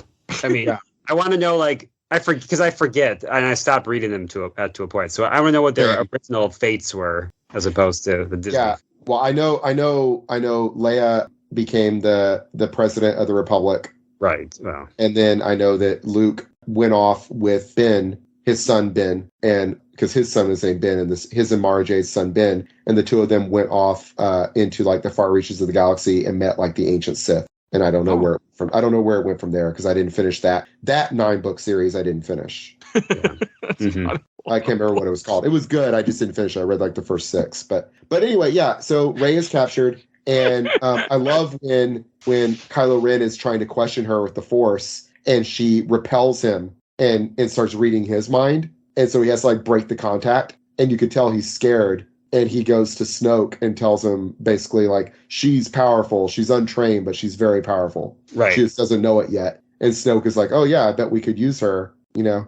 Yeah, that's a good scene, and I like it because it's very much Darth Vader realizing that Luke is powerful. And I get this idea that like they're trying to mirror that like where Darth Vader thinks that Luke could help him kill the Emperor and finally get him out of this like toxic relationship he's in, And I wonder if that's Kylo Ren with Snoke, if he's like he really would like to not be under Snoke's control anymore, and he looks at her as like a way that they can get out of that, which the second movie would seem to support. Yeah, but that doesn't go anywhere because in the next movie he changes that idea, right? It doesn't, no, but okay. Well, to be fair, she kind of betrays him, right? Because he thinks, okay, cool, now we're going to be like boyfriend and girlfriend and go off and do stuff together. She's like, no, I got to go save my friends. And he's like, right, traitor. So he likes that word. I do like the stuff on the planet when they're on Starkiller base and everything, and it really does feel like the Death Star. That scene when Han Solo does end up running into Kylo Ren and then pretty much sacrifices himself. Oh, I love that scene. That's a good scene. Yeah, right. You can see like he's like, take off that mask, you don't need it. And he takes off the mask and like drops it on the ground next to him. Well, he takes off the mask and he holds it, and Han Solo walks up to him, and then he drops the mask. And I thought it was all very well done. And then Rey and Finn come in. I love when Rey runs into Finn and she hugs him and she's like, thank you. Like it's like really sweet. Oh, but yeah, they just stand there on that upper catwalk and watch Han Solo meeting Kylo Ren, and of course they've got to be so confused as to what's happening. Right. Yeah. They don't know that's you figure Chewbacca probably would know what's happening, but Chewbacca is off planting explosives until right at the very end of it. When he shoots him. Kylo Ren stabs Han Solo through the chest and kills him, and then throws his body, like lets his body fall, into the abyss. And then Chewbacca shoots him in the stomach. Awesome. I knew this was coming. When he walked in that catwalk, I remember it was clear. Looking at my girlfriend at the time, now my wife, and being like, yeah, he's dead. He ain't coming off that catwalk. Like, it's over. That's clearly what's happening here. That's what's going on. I kind of thought that Kylo Ren was going to look up and see Finn and Rey and be like, you betrayed me, like, to Han Solo. Like, I think that would have been better if Kylo Ren seemed like Han was actually getting to him, and he was like actually maybe like, happy his dad had come for him, and he's like, and then he sees Finn and Rey, and he sees maybe Chewbacca planting the explosives, and he's like, "This is all a trick. You're just here to betray me." And then he kills him. I thought that would have been better, but it's still good. It's definitely a good scene. Yeah, I don't know. I think it's effective as it is, just because you can tell he's conflicted, and it has the great twist of like, I don't know if I have the strength to do what I have to do, and you think he's talking about getting out of the dark side. Right. He's talking about killing his father. Yeah. And then the thank you for helping me is, another good twist. So it's very well, it's a well done scene. Yeah, I think as it is. And, when he doesn't kill Han until the light from the sun is extinguished. Oh, right. That's very true. heavy-handed. It's heavy-handed, but it works. Yeah, and if you notice in that scene, Kylo Ren's face, half of it is lit with red light and half of it's lit with like white light. And then when the sun goes out, his face is totally lit in red. Yeah. And that's when he kills him. Yeah. Yeah. That's cool. I did not catch that. Yeah. I caught that today. Symbolism, man. It's symbolism. Yeah. And Han Solo is in red the whole time, FYI. I'm not sure what that means, but he's not going to make it out of the scene. He was evil the whole time. No, he's not. Yeah. But his death was coming. That's what it meant. We knew it was coming, if only because we knew that Harrison Ford didn't like these movies anymore. But it's still powerful, even if we all saw it coming. Yeah, because he really wanted to be done at this point. So yeah, let's see. Okay, so after that, there was this fight outside. After that. Yeah, I'm watching the movie right now, actually. When they were fighting in the snow. Yeah, fighting in the snow. Which is good. I like that lightsaber. Yeah, I love that. That's such a good such a good scene. Yeah, it's really well done. Rey's knocked out, like Kylo Ren like force pushes her, like slams her into a tree like 15 feet in the air, and she's like out, and Finn goes over to her. He throws his gun on the ground, by the way. He throws his gun to the ground and runs over to take care of her, and then picks up the lightsaber and stands over her and lights up that lightsaber. And it's like, fuck yes, this is awesome. And you know what? I can believe. I mean, he's had training. Yeah, it's like you don't need to be a Jedi to use a lightsaber or to. Yeah, you just need to be a Jedi to reflect the bolts back. Yeah, that's really what it is. Well, to be fast enough to do that, right? Yeah, and accurate with it. Right. Oh, by the way, I was wrong. The stormtrooper who called Finn a traitor is FN2199. I don't know where I got that traitor thing from. That must have been a joke or something I read. But anyway, I like their fight, and then Kylo Ren just like toys with Finn. By the way, he toys with him like he's having an easy time in spite of his injury. He just like is like dancing around Finn. If you watch it, like people complain like, oh, he couldn't take out this guy that doesn't even have the Force. No, watch it. Finn is like doing his best, and Kylo Ren is like dancing around him in spite of being seriously injured. Because he's no threat to him. Yeah. And then he just takes him out like brutally, like slash him. I mean, it makes sense that Finn is like in a Bacta tank at the beginning of the next movie because he gets messed up. Like whenever they whenever they get back, you hear a person background go, "Okay, we've got a heartbeat." The condition. That's the condition he's in. Is he's like barely alive. And then kills him. And then Kylo Ren's like, "Ooh, I'm gonna get Luke Skywalker's lightsaber now, or Anakin Skywalker. I'm gonna get Darth Vader's lightsaber. That's what it is. It's Anakin Skywalker's lightsaber." And so he's like force pulling it, and then it whips at his face real fast, and he has to like dodge out of the way, and it goes to Rey's hand, and it's just like such an awesome moment. And then they fight each other, and she is doing pretty badly until he says something about he could train her in the use of the Force. And that's when she's like, "Oh yeah, the Force, that's a thing." And then she starts calling on Force and just starts whipping his ass. And again, if we assume that being really good at the Force would make you intuitively good at fighting a little bit, I can buy that. I can buy that. Then he's already at least implied that she's more powerful than he is. Yeah. I had no problems when I saw it, thinking that exactly. I was like, she's doing very well because she has the Force and she's a very powerful Force user. And on top of that, also, we already saw that she is a skilled martial artist.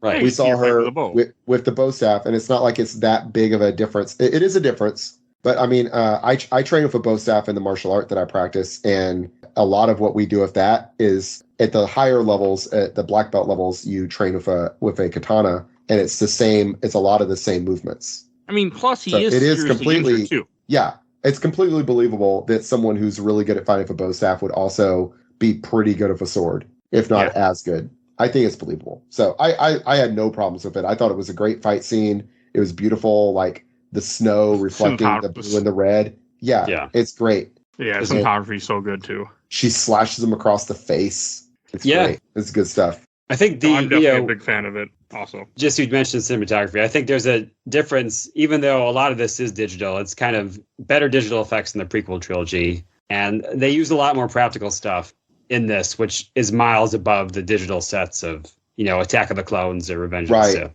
stuff. Right.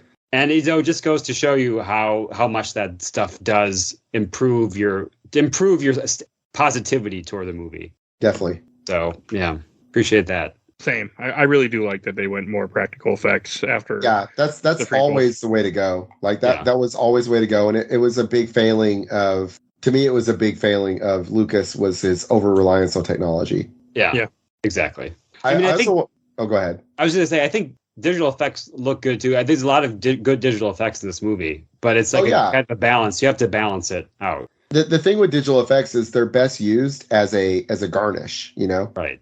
As a seasoning. They shouldn't be the whole thing. It always looks better when you take something real and then you enhance it with digital. It always looks better that way. I just want to point out one thing. This movie has a 93% on Rotten Tomatoes. Damn. Okay. Yeah, it was extremely well regarded, I think. Yeah. It's a 93% critic score, 85% audience score. And I'm guessing the others don't have that. Oh, boy. And now that I'm watching this, because like off and on we've been recording, I've been watching this movie kind of like just in the background. Yeah. I really messed up by not sitting. I wanted to. I didn't have time, and I knew I wasn't going to have time today, so I had to watch it while I was doing other stuff. And I regret that, because that definitely did impact my viewing of this movie by not watching it sitting down. And like when I watched about an hour of it while I was eating lunch on my lunch break in front of the TV. I'm like, this is actually pretty damn good. Then I had to get back to finishing parts of it. Well, other stuff. I'm sorry. The Last Jedi is a 91%. Rise of Skywalker, 51%. I'm surprised. Critic scores. That's critic scores, though. Right? Yeah, that's the critic score. Yeah. The audience scores for Last Jedi, I imagine, are like I would say probably 40. I would say 45%. I don't care for the way R2D2 wakes up either. To go back to your comment, because I'm watching it again. Nothing happens to him. He just wakes up. Like there should have been some event. He wakes up because they got the map, and he's like, they had the map. The map had been there, but it wasn't until they destroy Starkiller Base that he wakes up. Why does he wake up? Because the movie decided, we got to move on to the next plot. It's just like, all right, it's time. It's time for the closing act. Yeah. Time for the closing act. Time to turn on R2D2. By the way, Last Jedi is 42% audience score. What is it? I was very close. 42% audience score. Yeah. It is the MacGuffin of this is dumb. R2D2 turning back on is dumb. It's the dumbest thing in the movie, I think, honestly. Right. Of all the things in the movie, it's definitely the dumbest part. This movie is very helped is that the story is, for the most part, pretty simple. And it is kind of the story has helped that it's, a similar thing that we've seen before. Destroy the big space station. They're bad guys. They're good guys, etc. Yeah. There's nothing too complicated about it. No. And I think it would be better if the map MacGuffin wasn't there, but agreed. Whatever. Or they could have stole something from the Empire that they had a piece of, and then they get this piece, and then or give this movie more purpose with the whole map to Luke. Like have Luke somehow be involved, because he's not involved in this movie at all. Right. I do think that was disappointing when I saw it, because when I got to the last scene, I was like, come on, do I have to wait 2 more years to figure out what Luke's up to? Yes. I was disappointed. Yes, you do. Yeah, it was annoying. It's funny. I was reading the Wikipedia entry, and it says R2D2 suddenly awakens. Just that's it. Oh, you're right. It just he suddenly. I was like, there must be something. It's like, nope, he suddenly awakens. He doesn't have the Force, does he? I mean, come on. Couldn't have been like BB-8 does something, or they found something happens. Like it could have even just been Han Solo does something when they show up, because they haven't been there for I don't know, something.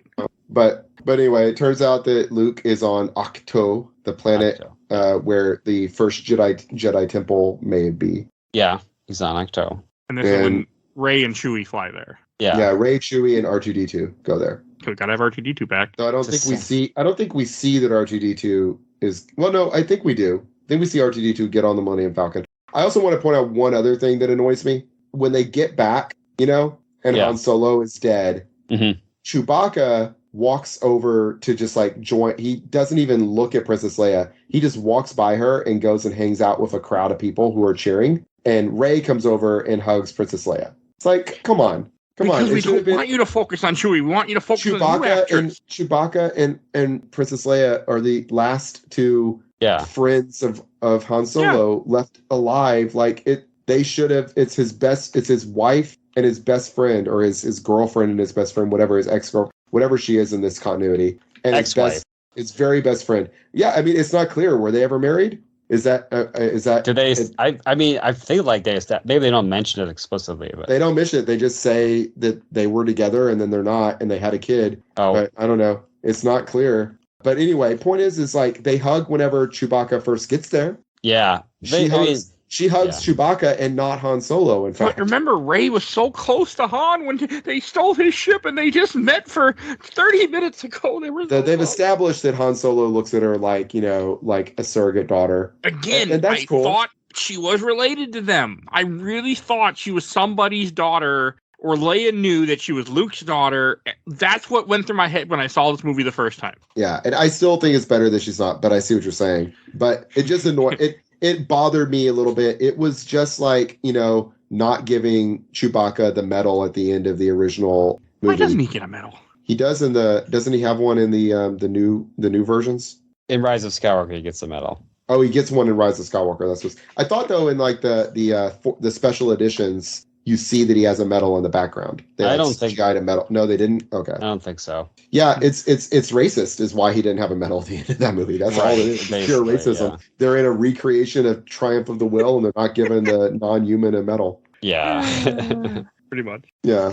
And then the very last scene of this movie is she walks up this hill to where Luke is. She pushes the lightsaber out to his hand, and he just stares at it for a good 5 to 10 seconds. He pulls off his cloak. He pulls back his hood so we can see him. And I'm gonna say it now, and I'll say it again when we talk about The Last Jedi. I love Luke Skywalker. He's been like an important part of my life since I was a kid, and Mark Hamill especially has been an important part of my life since I was a kid. I don't think he's a very good actor. I think he's a great Joker. I think he's a good voice actor. I think he's good at being extremely over the top. Yeah. I don't think he's a good actor, and I don't like him in these movies. Or, well, I guess movie. I don't like him in The Last Jedi. He's barely in this one. He's fine in this one because he doesn't do anything. He's not good in The Last Jedi. I think it's just The Last Jedi in general. I don't think it's him. I think it is. I think it's a little bit him. If you ever see him act and stuff, I don't think he's very good at it. I think he's kind of a hammy actor. He's good at voice acting and playing a cartoon, but I don't know. Hamill actor. Yeah, I can see what you mean. I mean, he definitely got very lucky by being in Star Wars. Yeah, because before that he had been in like General Hospital, I think. Yeah. I don't know. I mean, I hate to say that because I love him. I love him as a person too. He's like a good person. Yeah, so I don't mean it's just I don't think he's good. I think like every line he delivers, I just don't think he does a great delivery on any of his lines. But then again, I don't think his lines are good. I don't know. We'll get to it in the next time when we record the next movie. I'm really not looking. I love having conversations with you guys. I'm not looking forward to watching that movie again. Either of them. The second, I don't know. Last Jedi, I want to watch again because I've only seen it maybe twice. Rise of Skywalker, I really don't want to see again. Then I would look forward to those episodes even more then. Yeah, I know. It's going to be something. Yeah, I thought it was a good ending, though. Her standing there with Luke on that island in Ireland, or wherever it is. Yeah, for what it was well done. As much as I was disappointed that Luke didn't show up earlier, I guess for what we get, it was powerful enough, and the music swells, and the helicopter shot of them going around is good. It's something different than normally how these Star Wars movies ends. I mean, it ends on a literal cliffhanger with nothing, with no resolution, which is the plot of the movie is resolved, but like the story arcs are not resolved, which if I'm not, other than Han Solo being in carbonite, it's one of the only times it happens in Star Wars movies. Yeah. Also, I will say it is Ireland. In fact, it's County Kerry, spelled the same as my name and everything, actually. Yeah, County Kerry. Same spelling and everything. So a lot of puffins there. I mean, porks. Yeah. So it's but we don't know. We got 2 more years in 2015 time to see what actually Luke's up to. So. And I was so excited for the next movie to come out at this time. So fucking excited. I think we didn't learn our lesson from the prequel movies. People didn't learn. The Force Awakens was a really strong start. It was. Then we were like, it can only go up from here, is what the public's reaction was. No. We did not learn our lesson. I think this was so well done. Like we obviously had lots of complaints about it, but it was it was really well done. And yeah, I mean, it stands for me. I put it, I think I put it above Solo.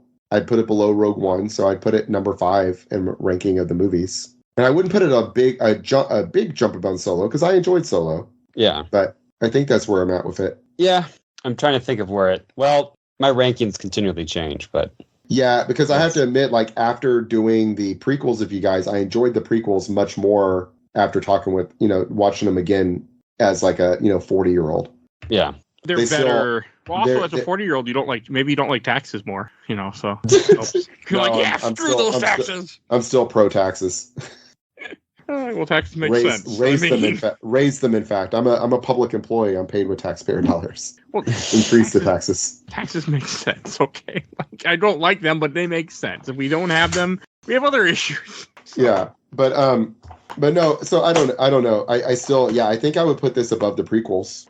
Oh yeah, for sure. I think so. Yeah, I would put it definitely above. Definitely above episode 2 or 3. Episode 1 has grown on me over the years, but still, I'd put it above the prequels. Yeah. Okay. I guess we should go to shelf stacker box. And Kerry, do you want to just continue your conversation into that? Yeah. Put it on the shelf. I probably watch this again in a couple of years. It was fun. I liked it. And Peter, put it on the shelf. It's a strong movie. It's got so many good, fun moments, characters. The actor's really, really good. It looks really good. Any complaints that I have are like minor, or like Star Wars universe complaints. As a fun adventure movie, it's pretty solid all the way through. So, yeah. Keep it on the shelf. Okay. Yeah, I agree with that. I'll go last. I'm going to put this on the shelf, too. I didn't have the best time watching it yesterday, but again, that's my fault. That is not the movie's fault. That was me running out of time because I was going to do this Friday night, and then Friday night came, and I was watching Exorcist at the theaters because it's Friday the 13th. My wife wanted to go see that, so that's what we did. But the original Exorcist? No, unfortunately, is the new one, which is fine. But I would have liked to see the original. The original is my favorite horror movie. Yeah, never seen it. I would have. Yeah, I saw it in the theaters for the 20th anniversary, like 15 years ago or 10 years ago. No, 20 years ago. My wife would have loved that. No, Exorcist something. I forget what it's actually called, but that's starring Max von Sydow, by the way. Max von Sydow is the old priest. Oh, okay. Well, he's old back then too, huh? Yeah, I need an old priest and a young priest. He played the old priest. But I still enjoyed this movie. And as I've been watching it off and on while we've been talking, and the more we talk about this movie, this is still a really fun first movie to introduce a brand new generation to Star Wars. Yeah, it's fun. It's got good action. It looks good. It's got good characters. I mean, my complaints are mostly, like Peter said, just Star Wars Galaxy stuff where I want more information. Because I'm a Star Wars fan, you don't give it to me. Or I want things to make sense. I think Star Killer Base, the way it works, is really dumb. The draining a star for its power and the being able to shoot its beam across the galaxy, and then somehow the beam splits. Also, when it gets to where it needs to go, the beam then splits and goes in different directions to attack different planets at once. Yeah, it's dumb. It would have made more sense for it to just shoot the star that those planets are orbiting and blow that up or something. If that was what they were trying to do, because they're like, it destroyed the entire system. It would have made more sense, but no, it's dumb. It's really dumb. But if I can turn off my nerd brain, I can really enjoy this movie. And I just remember you're watching Star Wars, not Star Trek, where things make sense. That's all. Yeah, even Star Trek things don't always make sense. So yeah, there's a lot of Star Trek. They just pretend it makes sense more. Star Trek is better PR of being like, it all makes sense. Gibberish, so it makes sense. Yeah. Star Trek says a bunch of gibberish to make it sound like it makes sense. And I'm a big Star Trek fan. Right, so yeah, exactly. We got to do Next Generation eventually. And don't tempt me. Every episode. We'll do each episode for, yes. That'd be a whole brand new podcast. That's that. But it's like on Rick and Morty. It's like 100 episodes, 100 seasons, 1,000 episodes, 100 seasons. More adventures. But I am looking forward to watching Last Jedi. Just because I am too. I'm looking forward to talking about it for sure. Yes. And yeah, no, like I said, I watched it. I saw it in the theater, and then I've watched it once since then. And I feel like it's kind of like how I feel about Man of Steel. Man of Steel is a fun movie if you fast forward through about an hour of it. I've only seen Last Jedi once in theaters. I tried to watch it one other time, and I just couldn't do it. And that was in 2019 before. I think it's got some legitimately good stuff in it. I like all the stuff with Rey and Luke, in spite of I'm not super fan of Hamill's performance of Luke or the lines that he is given. I still like their scenes. I like Rey. I like everything with Rey in that movie. And I like Rose as a character. I know the internet hated her, but I liked her as a character. Internet. Yeah, well, racist and sexist. Wait, Last Jedi comes out in 2017, right? Yeah. Yeah, we were in a busy time on the internet trying to figure out how we get to be racist again, and it's okay. Yeah. So yeah. But no, I like Rose as a character, and I like Rose and Finn's whole dynamic. I don't like their little side adventure on the Las Vegas planet. But, yeah, we'll get to it. I'm a fan of The Last Jedi. I do like it. I'll be interesting to see if I can still defend it because I haven't seen it since. We also hopefully will be bringing on someone else to join us too, just for that one. Oh, interesting. Yeah. Oh man, if it's going to be 3 against 1, okay. He likes the movie too. Okay, thank God. Ken was like, I love that movie. I'm like, okay, you want to come on? Yeah. To be clear, I always find myself defending it is the thing because I like a lot of things about it. Right. I like a lot of things about it. I have some specific issues with it. Oh, I want to hear them though because I'm all for hearing all the sides of the story. So yeah.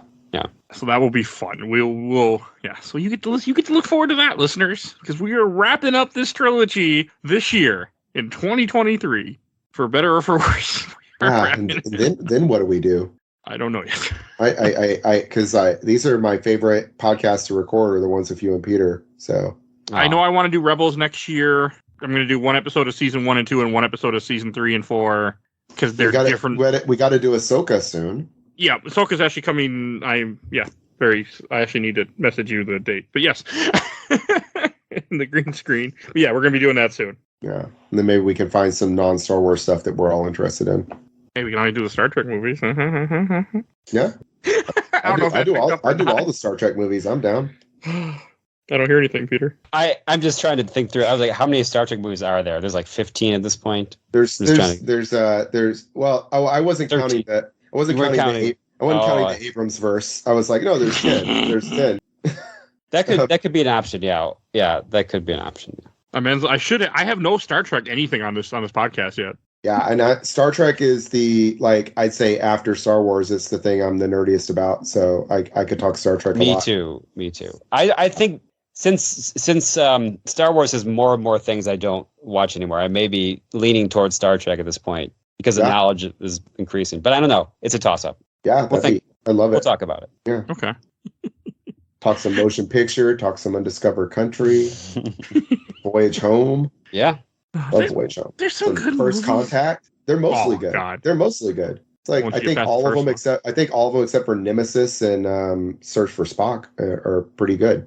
Search for Spock isn't bad. No, Search for Spock's good. What's the 5th one? Final Frontier. Is that Final Frontier? Yeah. Final Frontier is 5. 6 is Undiscovered Country. Yes. Because I like 6. 5 is the one that was directed. That's where it's like with Sarek and all that. That's what I'm thinking of. That's Final Frontier. The one directed by William Shatner. Yeah. Yeah, that's the one I don't like. All the others I like. And Nemesis, I'm not a fan of Nemesis. But I don't remember it. I don't think anybody's a fan of Nemesis. I don't think so. No.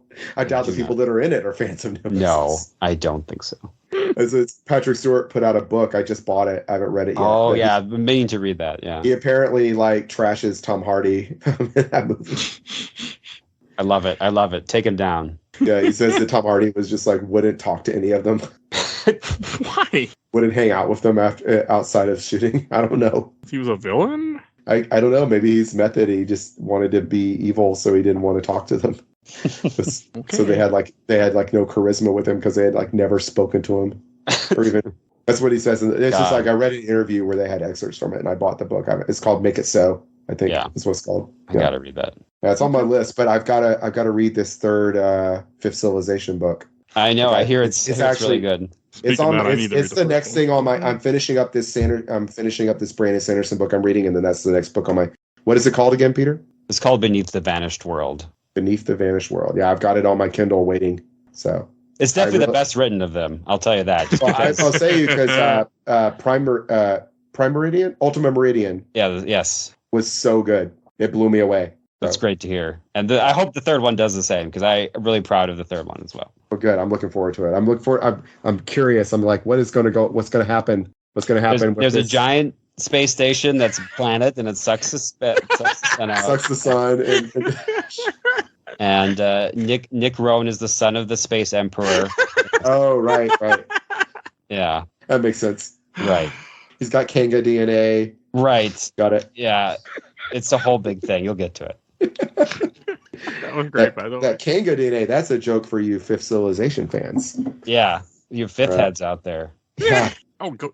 You'll see a link in the show notes. Go buy his book. It's worth it. I mean, yes, we're both 100%. a little bit biased, but it actually is good. So, like, I am being biased, but also at the same time, I'm not wrong. Yeah. Like, we're not wrong. No, you're not wrong. It's a great series.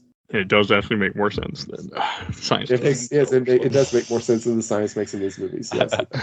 All right, and Kerry, where people find you at? Hey, I am on Twitch and YouTube and Instagram as Kerooseta, Kerooseta. I modify and repair video game consoles in my spare time, but most recently I've just been streaming Marvel Snap and Starfield. There's a lot of that. So ooh, Snap. Check it out. And check out my son's YouTube also. He's got like 150 subscribers or something like that now. Oh, that went up since the last time we recorded. Yeah, NatureP_Dragon, NATROPY_Dragon. He's makes puppets. He makes dragon puppets, like really cool looking dragon puppets, and does very like Gen Z meme shorts with them that I don't understand, but they're popular. So.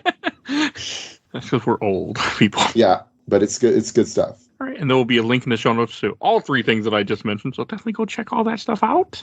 And go look at all our Star Wars content. There is a ton of it at this point. More than will fit in the show notes. There will be some in the show notes of this episode, but I run out of room because I go over the character amount because there's too many damn Star Wars episodes. But go check out our giant catalog. You can find everything we do on Podbean. Just search Star Wars, and we do all sorts of stuff. Just go type in something you never know. We might have covered it. Movie, game, comic, TV show. You never know. Go look. And if you want to support the show, we do a Patreon, a little dog, and vote in our Patreon poll. You'll see a link in the show notes. Definitely go, please do that. And join our Discord. That's free. You'll see a link in the show notes for that too. Please join our Discord. Chat with us. We need more people to join. Yeah, the Discord's very friendly. I've enjoyed interacting with people on there. Yeah, I try to be very active in that thing now. So I can try to get more people to join, or at least be active with the people that are already there. So definitely go do that. And I want to give a shout out to my awesome intro and outro, courtesy of Elena at Hell Hasphere. You can follow her on TikTok. You'll see in the show notes a link tree to all her stuff. Also, please check out A Gamer Looks at 40 by Bill Tucker, who's been on the show many times and started on podcast years ago at this point. And also check out Nomads of Fantasy, another podcast that I'm on every so often. So check them out. And I think, and please follow us on Facebook, Instagram, Twitter, Thread, Blue Sky. I think that's everything. And we are on YouTube too, but audio only. So check us out on there too. I think that's everything I need to say. So we will see you guys all next time. Bye, everybody. Droid, please.